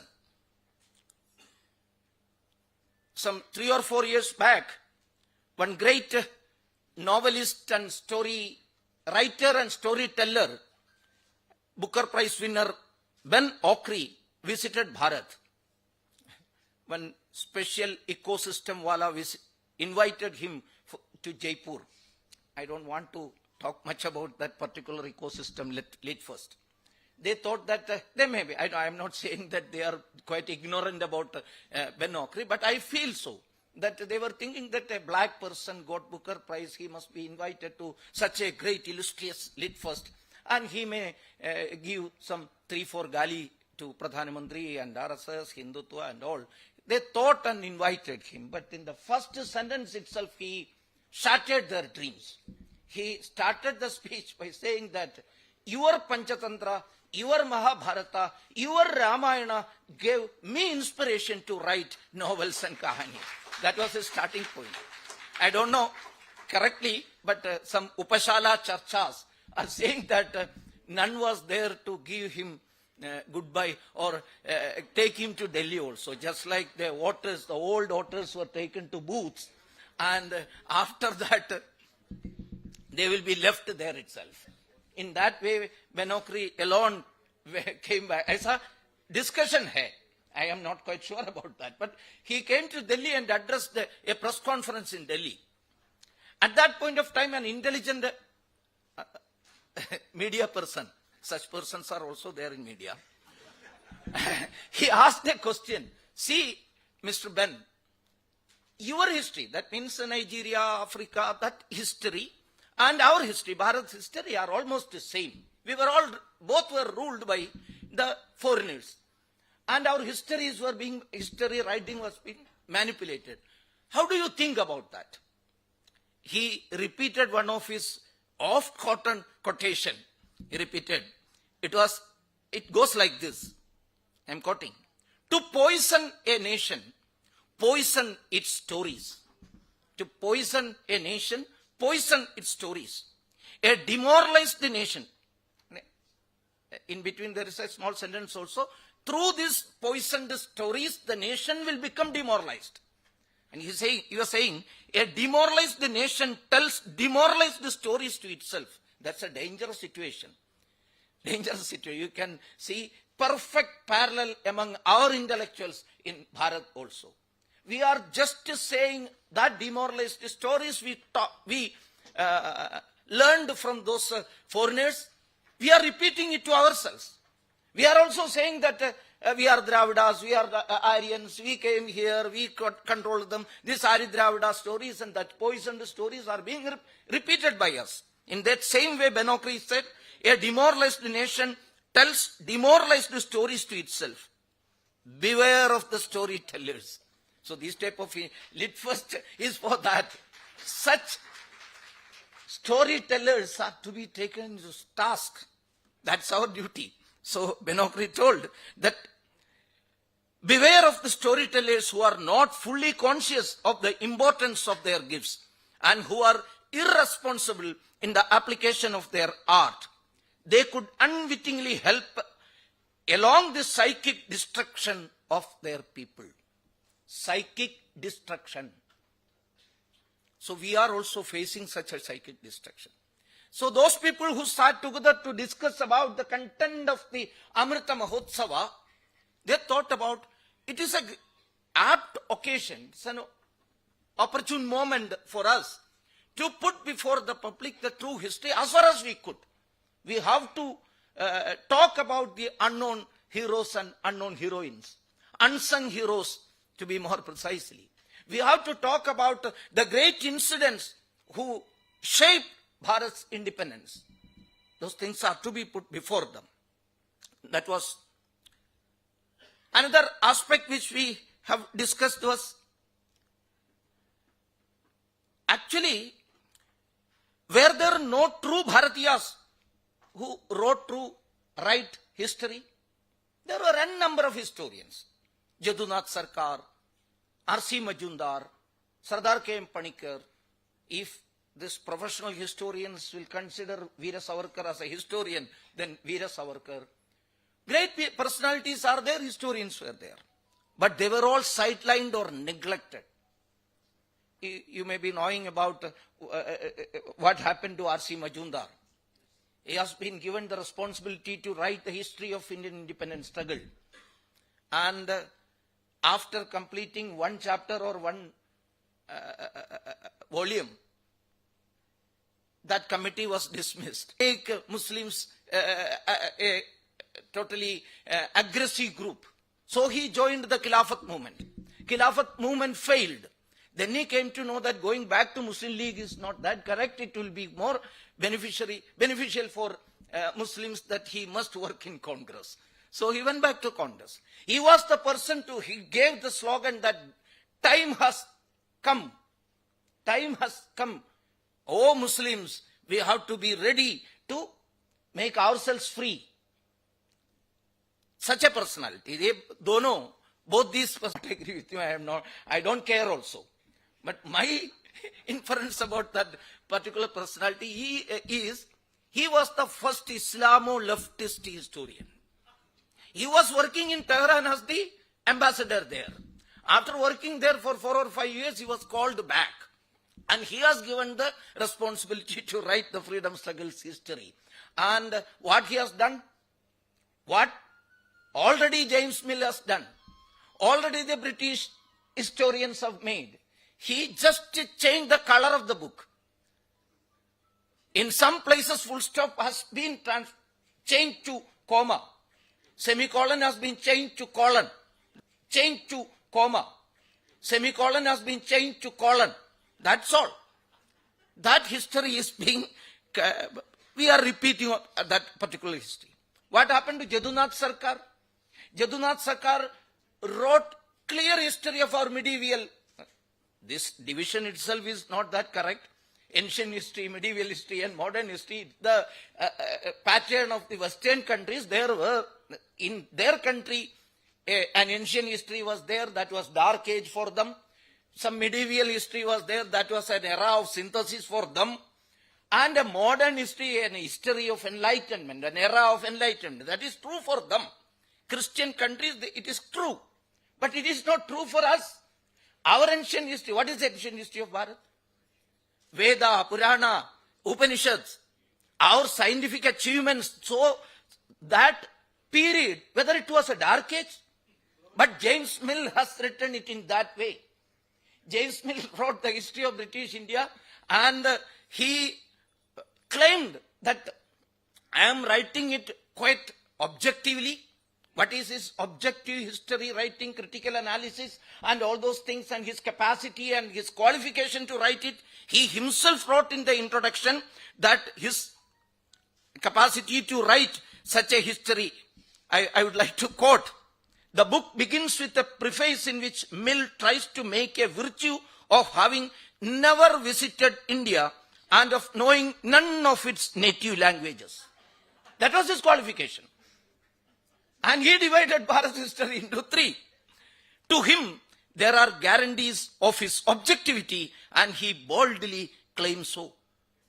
And such history is being repeated by this leftist and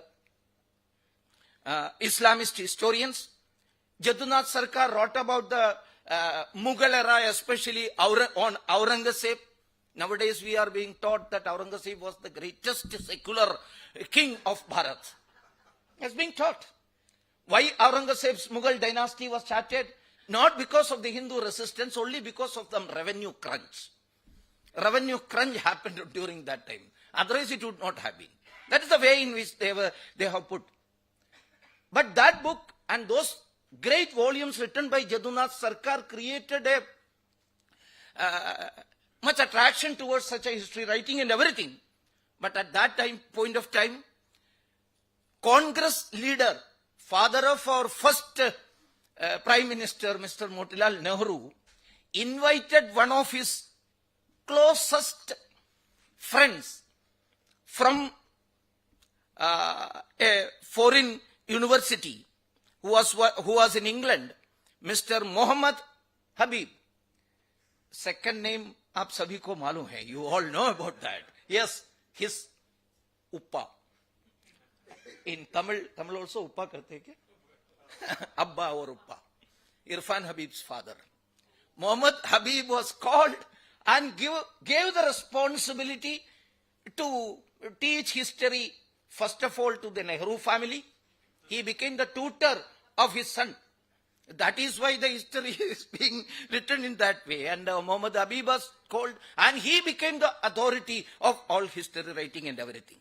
So there were, I don't want to explain much, there were historians, true Bharatiya historians, but they were all neglected, sidelined, or blackened.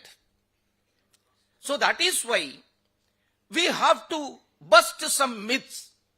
We have to bust some myths. But first of all, Islamic invasion of India was a myth. That myth is to be busted. This Muhammad Habib's history and Irfan Habib's history taught us in this way that Islam or Muslim never attacked Bharat. They were invited by your own people, especially the backward community people. They were being suffering for several years, suppressed by the Brahmanical, hegemonic, what all nonsenses are there. They are being suppressed. So the poor Harijans and backward community people invited Islamic kings to invade Bharat and give us light. Islam is light. And Islam is peace. Islam is peace also. Both these things. So gave us peace and light. So please come. Muslim invaders were not motivated by Islam in their conquest of India. That's another myth. Not motivated. And I will just give some points only. Third, forcible conversions of Hindus were a bigger myth. No forcible conversions took place. I am not just saying something, I am not exaggerating anything. You please go through the official history books. Still in use. I must say, still in use. And another thing, millions of low-caste Hindus voluntarily, joyfully accepted the universal brotherhood of Islam. What is universal brotherhood? Dr. Ambedkar has said the brotherhood among them. That's all. That is a cooperative of them. But the history is saying that universal brotherhood of Islam to escape Brahmanical oppression. That's why it happened. Islam was a liberating force which for the first time introduced true social equality in India, as a result of which lakhs of Hindus voluntarily helped build magnificent mosques and palaces for Muslim sultans. Maybe because of that, the great intellectuals of Kerala and Bharat are inviting Hamas leader to address their meeting. That is why they are saying they are forgetting October 7 and talking about October 8 and onwards. What happened on October 7? Everything you know. They are trying to say that Hamas is of soldiers. They are soldiers. They are warriors. They are fighters. I don't know how Tamil paper are writing about that. In Kerala, almost every paper, newspaper, except one paper which was run by Dr. Edgavar's party, RSS, Janmabhoomi, rest all papers are giving this type of explanation. And Aurangzeb's vast empire of Islamic bigotry imploded due to a revenue crisis and not because of his industrial scale oppression of Hindus. Another myth, civilizational duty of Britishers, education, industry, development, nation concept, everything was given by them. Actually, the independence struggle was also a contribution of Britishers. That is the way in which it is being said. What is this nation, Bharat? Where was your India? One of the great intellectuals, her name can also be mentioned, Sagarika Ghosh, made a tweet. Where was your India before British came here? It was only a landmass in between Burma and Afghanistan. It was only a landmass in between Burma and Afghanistan. One of our social media activists have given a befitting reply to that. Yes, madam, you are correct. That's why when they came here, Britishers came here, they started a company also. British East Landmass in between Burma and Afghanistan company. They have started such a company also. So this is the way in which they are giving us coaching and training and tuitions about Bharat's history. And regarding independence struggle also, they are saying actually the national concept, nation-state concept has been given by Britishers. In that way, a single stream, politically motivated struggle, that was the Indian independence struggle. There was no other phase for Indian independence struggle, Bharat's freedom struggle. The very nation concept was a colonial construct. These are the myths which are before us. There are so many other points also. So we have to address these issues. First of all, what was the starting point of Bharat's independence struggle? Whether it was started in 1885 after Macaulay started, A.O. Hume started Indian national contest, or whether it was started on the fine morning of 1857 shooting, whether it was correct or not. Okay, our own people also say that 1857 first war of independence. It became that, imprinted into our mind and intellect and chiti even. Involuntary we used to say 1857 aa gaya to turant the first war of independence. Aisa batayenge. It is to be analyzed. And what was the real inspiration for them to came here? Was it an unharmful trade inspiration to do business here? Doing business is good for us also. Give and take. We will get something and you will get something. So trade is not that problematic. So we are also saying the very same thing. Britishers came here for business. Dutch came here for business. Portugal came here for business. Was it so? Is it a correct thing? Then we have to think about what was the reason behind the great Tordesillas summit which was called by Marpapa. Why Portugal and France was called, the great leaders, Catholic leaders of kings were called and divided the whole earth into two, and the eastern hemisphere has been given to Portugal and the western hemisphere has been given to France. What is the purpose? Why they took missionaries with them when they came here? When Vasco da Gama landed at Kapad Kadappuram, Kapad beach of Calicut, he has got enough number of missionaries with him. He has got enough number of cross with him. He has got enough number of Bible with him. How many of are going to the market to purchase bindi or banana or even machli? Purchase, when we are going to market, we are taking our purohita also with us to select good bindi. We have to take the temple purohita with us. Will we? Then why they took the missionaries with them? Was it the very, very simple, innocent trade relative purpose was that? We have to think about it. And of course, compare the economic, educational, cultural, social and gender condition here. At that point of time when they came here, what was their condition and what was our condition? Gender condition, I have purposefully included that. What was the condition of women in England, France and Dutch at that point of time when they came here? They attacked us. They were saying that women were given freedom, equality by them. It was their contribution. Is it a fact? What was the condition? They were discussing whether women is a human being or not. That was the condition there. In the churches and the seminaries, the main discussion was, sisters and mothers who are sitting here, they were discussing whether women is a human being. Then the church went on to say whether they can give equal position with the men. Then comes whether they have got Atma, soul. That was the discussion going on there. And many of their missionary leaders suggested that no, they haven't got Atma because women gave inspiration for the men to do Papa. So they must not have Atma. Then someone put a point before them, point of order. See, Jesus Christ's mother was also a woman. Okay, then let them have half Atma, 50% Atma. That was the condition there. What was our condition?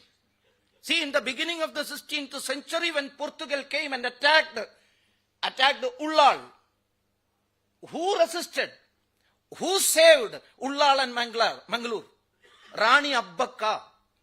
Abbakka formed a women's army, led men's army, and fought against them. How many times Abbakka defeated Portugal? After 150, 175 years, in our Tamil Nadu,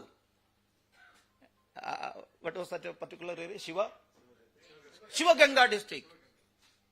Velu Nachiyar, she was fighting. She was fighting against Britishers. All these aspects have to be discussed. Then, what was the nature of their rule? It was multifaceted. What was our response? Whether it was multifaceted or not. Whether whole society was participated in our independence struggle. Whether women have participated, whether farmers have participated, whether tribals have participated, whether peasants participated, we have to discuss about this. And at last but not the least, the greatest question, that is, what was the real inspiration of our independence struggle? Whether it was political alone. For that, I would like to quote Maharishi Aurobindo, and I'll put a full stop there. Actually, the inspiration of our independence struggle was swa or selfhood of this nation. Bharat selfhood. If politics was the sole purpose of Indian independence struggle, political freedom alone, why Tantia Tope fought after Jhansi Rani fell? Rao Sahib died. Nana Sahib was taken to Nepal. Tantia Tope continued the struggle. Why? What was the reason? If it was for political power, which was the state or area ruled by Tantia Tope continued it. So, taking all into consideration, Aurobindo defined our independence struggle in a very proper manner. I will quote. It has been printed as a small book, Awakening Soul of India by Aurobindo, in which he has clearly defined it. I am quoting. The task we set before ourselves is not mechanical, but moral and spiritual. Our independence struggle, task means independence struggle. It is not a mechanical or political alone purpose, it is a spiritual and moral war. We aim not at the alteration of a form of government, but at the building up of a nation. We are not planning to change the form of a government. It was not political alone. We have to create the Rashtra as a whole. Of that task, politics is a part, but only a part. Only a part. We shall devote ourselves not to politics alone, nor to social questions alone, nor to theology or philosophy or literature or science by themselves, but we include all these in one entity which we believe to be all important, the dharma. The dharma, the national religion. I was just hearing Rakhavji was talking about that religion. Our national religion. That was the inspiration. Dharma, the national religion, which we also believe to be universal. It is universal also. When we are talking about our religion, our Sanatana Dharma, it is not at all. Yes, we have to fight it, fight for the freedom and fight for the liberation of our people. And we have to march ahead with that prerna inspiration. That's clear. But it is universal also. Aurobindo was saying, there is a mighty law of life, a great principle of human evolution, a body of spiritual knowledge and experience of which India has always been destined to be guardian, exemplar and missionary. This is the Sanatana Dharma, the eternal religion. This is the Sanatana Dharma. Aurobindo never minced these words. Because why? He don't want to fight the next election. So it is not necessary for him to be politically correct. It is a politically incorrect statement. He said that it is Sanatana Dharma and nothing else. Under the stress of alien impacts, she has largely lost whole not of the structure of that Dharma, but of its living reality. For the religion of India is nothing if it is not lived. It has to be applied not only to life, but to the whole of life. Its spirit has to enter into and mold our society, our politics, our literature, our science, our individual character, affections and aspirations.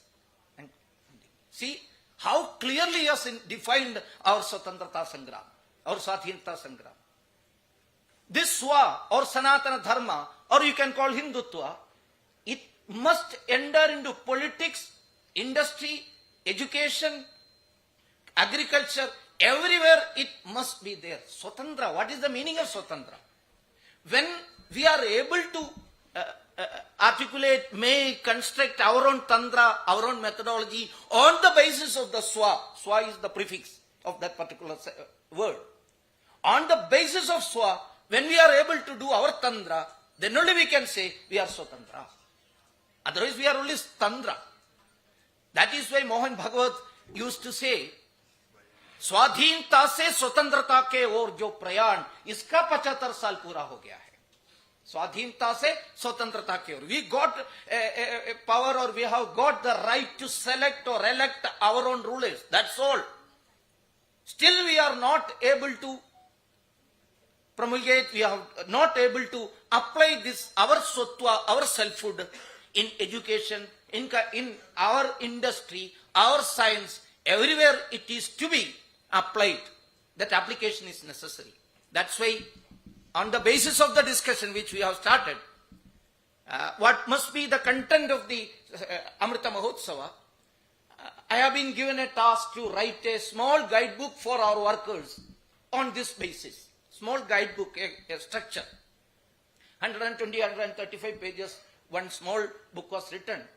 And while I gave it to Pujaniya Mohan Bhagavat, he asked me, whenever you get time, make it bit more elaborate. So 3-4 months, I tried bit more with the help of all great, our fellow travelers, our Karyakartas, and our persons, great teachers like Rangahariji and all. I elaborated it, enhanced it, and near about 400 pages, one book in the name Swa, the struggle for national selfhood, present, past, past, present, future. So what was the independence struggle? What was the real inspiration? And how it was a multifaceted affair, how we fought in the education field, how we fought in the industrial field, everywhere our leaders fought the independence struggle. All those things, all those factors are to be taken, are considered to be independence struggle.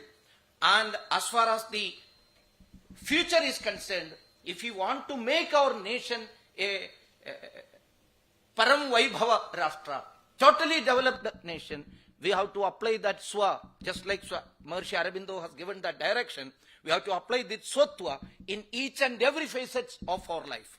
That is necessary. I would like to conclude to add a small point further to that Swa point and Bharat's concept, which was the true inspiration of the independence struggle. I'll give you 4 examples. 4 examples, and I am not going to explain about that. Actually, the Bhakti movement, the Hindu Bhakti movement, was the trigger point of our independence struggle. That was a starting point. That was starting point. The great Bhakti saints who wrote the Kavitas, Bhaktis, Kirtanas about the other worldly affairs, moksha and all, but they gave equal importance for Bharat's Mukti also. Many great researchers are also sitting here, especially working in the literary field, especially working about our history part. They must give some time for do some thorough research on this aspect also. I'm not a researcher. I'm a layman. I'm an organizational person. But you people can take it further forwards. 4 examples from 4 parts of Bharat. One is East, that is Gujarat. Person's name is Narsi Mehta. Narsi Mehta, you all are Vaishnava Janato Tene Karhiye, Je Ped Parai Jane Re. That's Kirtans were all his contribution. He wrote about that also. But along with that, he wrote about Bharat. I would like to quote 4 lines. Bharata Ghanda Bhutalama Janani Govinda Ko Guna Gayore Dhan Dhan Teni Mata Pitare Dhan Dhan Teni Mayore Govinda Ko Guna Gayore. What is the purpose of saying about Bharata Ghanda in this Kirtana? He was very much aware about the fact that the foreigners, invaders are coming inside.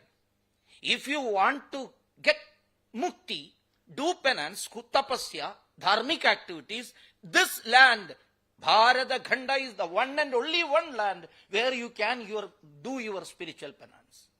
Otherwise not. So it is to be saved. That was Narsi Mehta's direction for the people.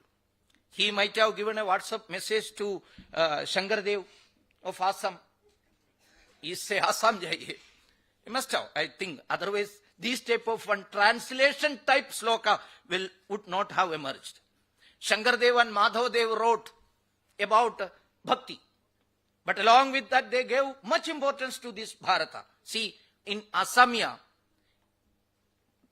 both these persons are of the 1400s. One Narsi Mehta 1414 and Shankardeva 1449. Dhanya dhanya janama bharata barishe tapjaba yagya teji tamar charana bhaji tuvinam khubishu harullah. What Narsi Mehta wrote? Bharata ghanda bhutalama janani. Pundanam writing, Bharata maya ghanda murinnulla parilengumalu talla nirnayam atra mukhyamaayullaru bharatam. Maybe it is for Shankardeva. Atra mukhyamayu, the second time Bharat. Ipradeshamennallaru morkanam. All these great bhakti saints trying to create an atmosphere of nationality among their devotees. Through them, the whole Bharat. That was their purpose. ये तीनों से प्रेरणा लेकर है क्या पता नहीं, Guru Nanak Dev at that time he is bit more fundamental than these 3, because they were using only Bharata. Guru Nanak Dev was using Hindustana, Hindu. Sach ki vani ave Nanak sach sunayasi sach ki bela kaya kapat tuku tuku hosi Hindustan samalasi bola, Hindustan samalasi bola. What was the purpose of writing this type of thing? That's why Aurobindo said. That's why Lokmanya Tilak said. That's why the great leaders of our land, our Bharat, who contributed for the emancipation of the humanity, said that the real inspiration behind the Indian independence struggle was the swa part or selfhood of this nation.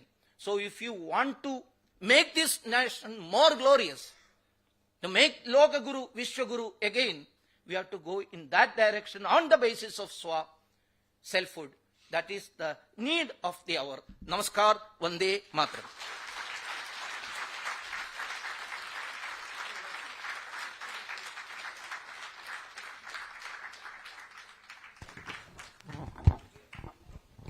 Thank you, sir. I request Kanaga Sabhapati, sir, to felicitate.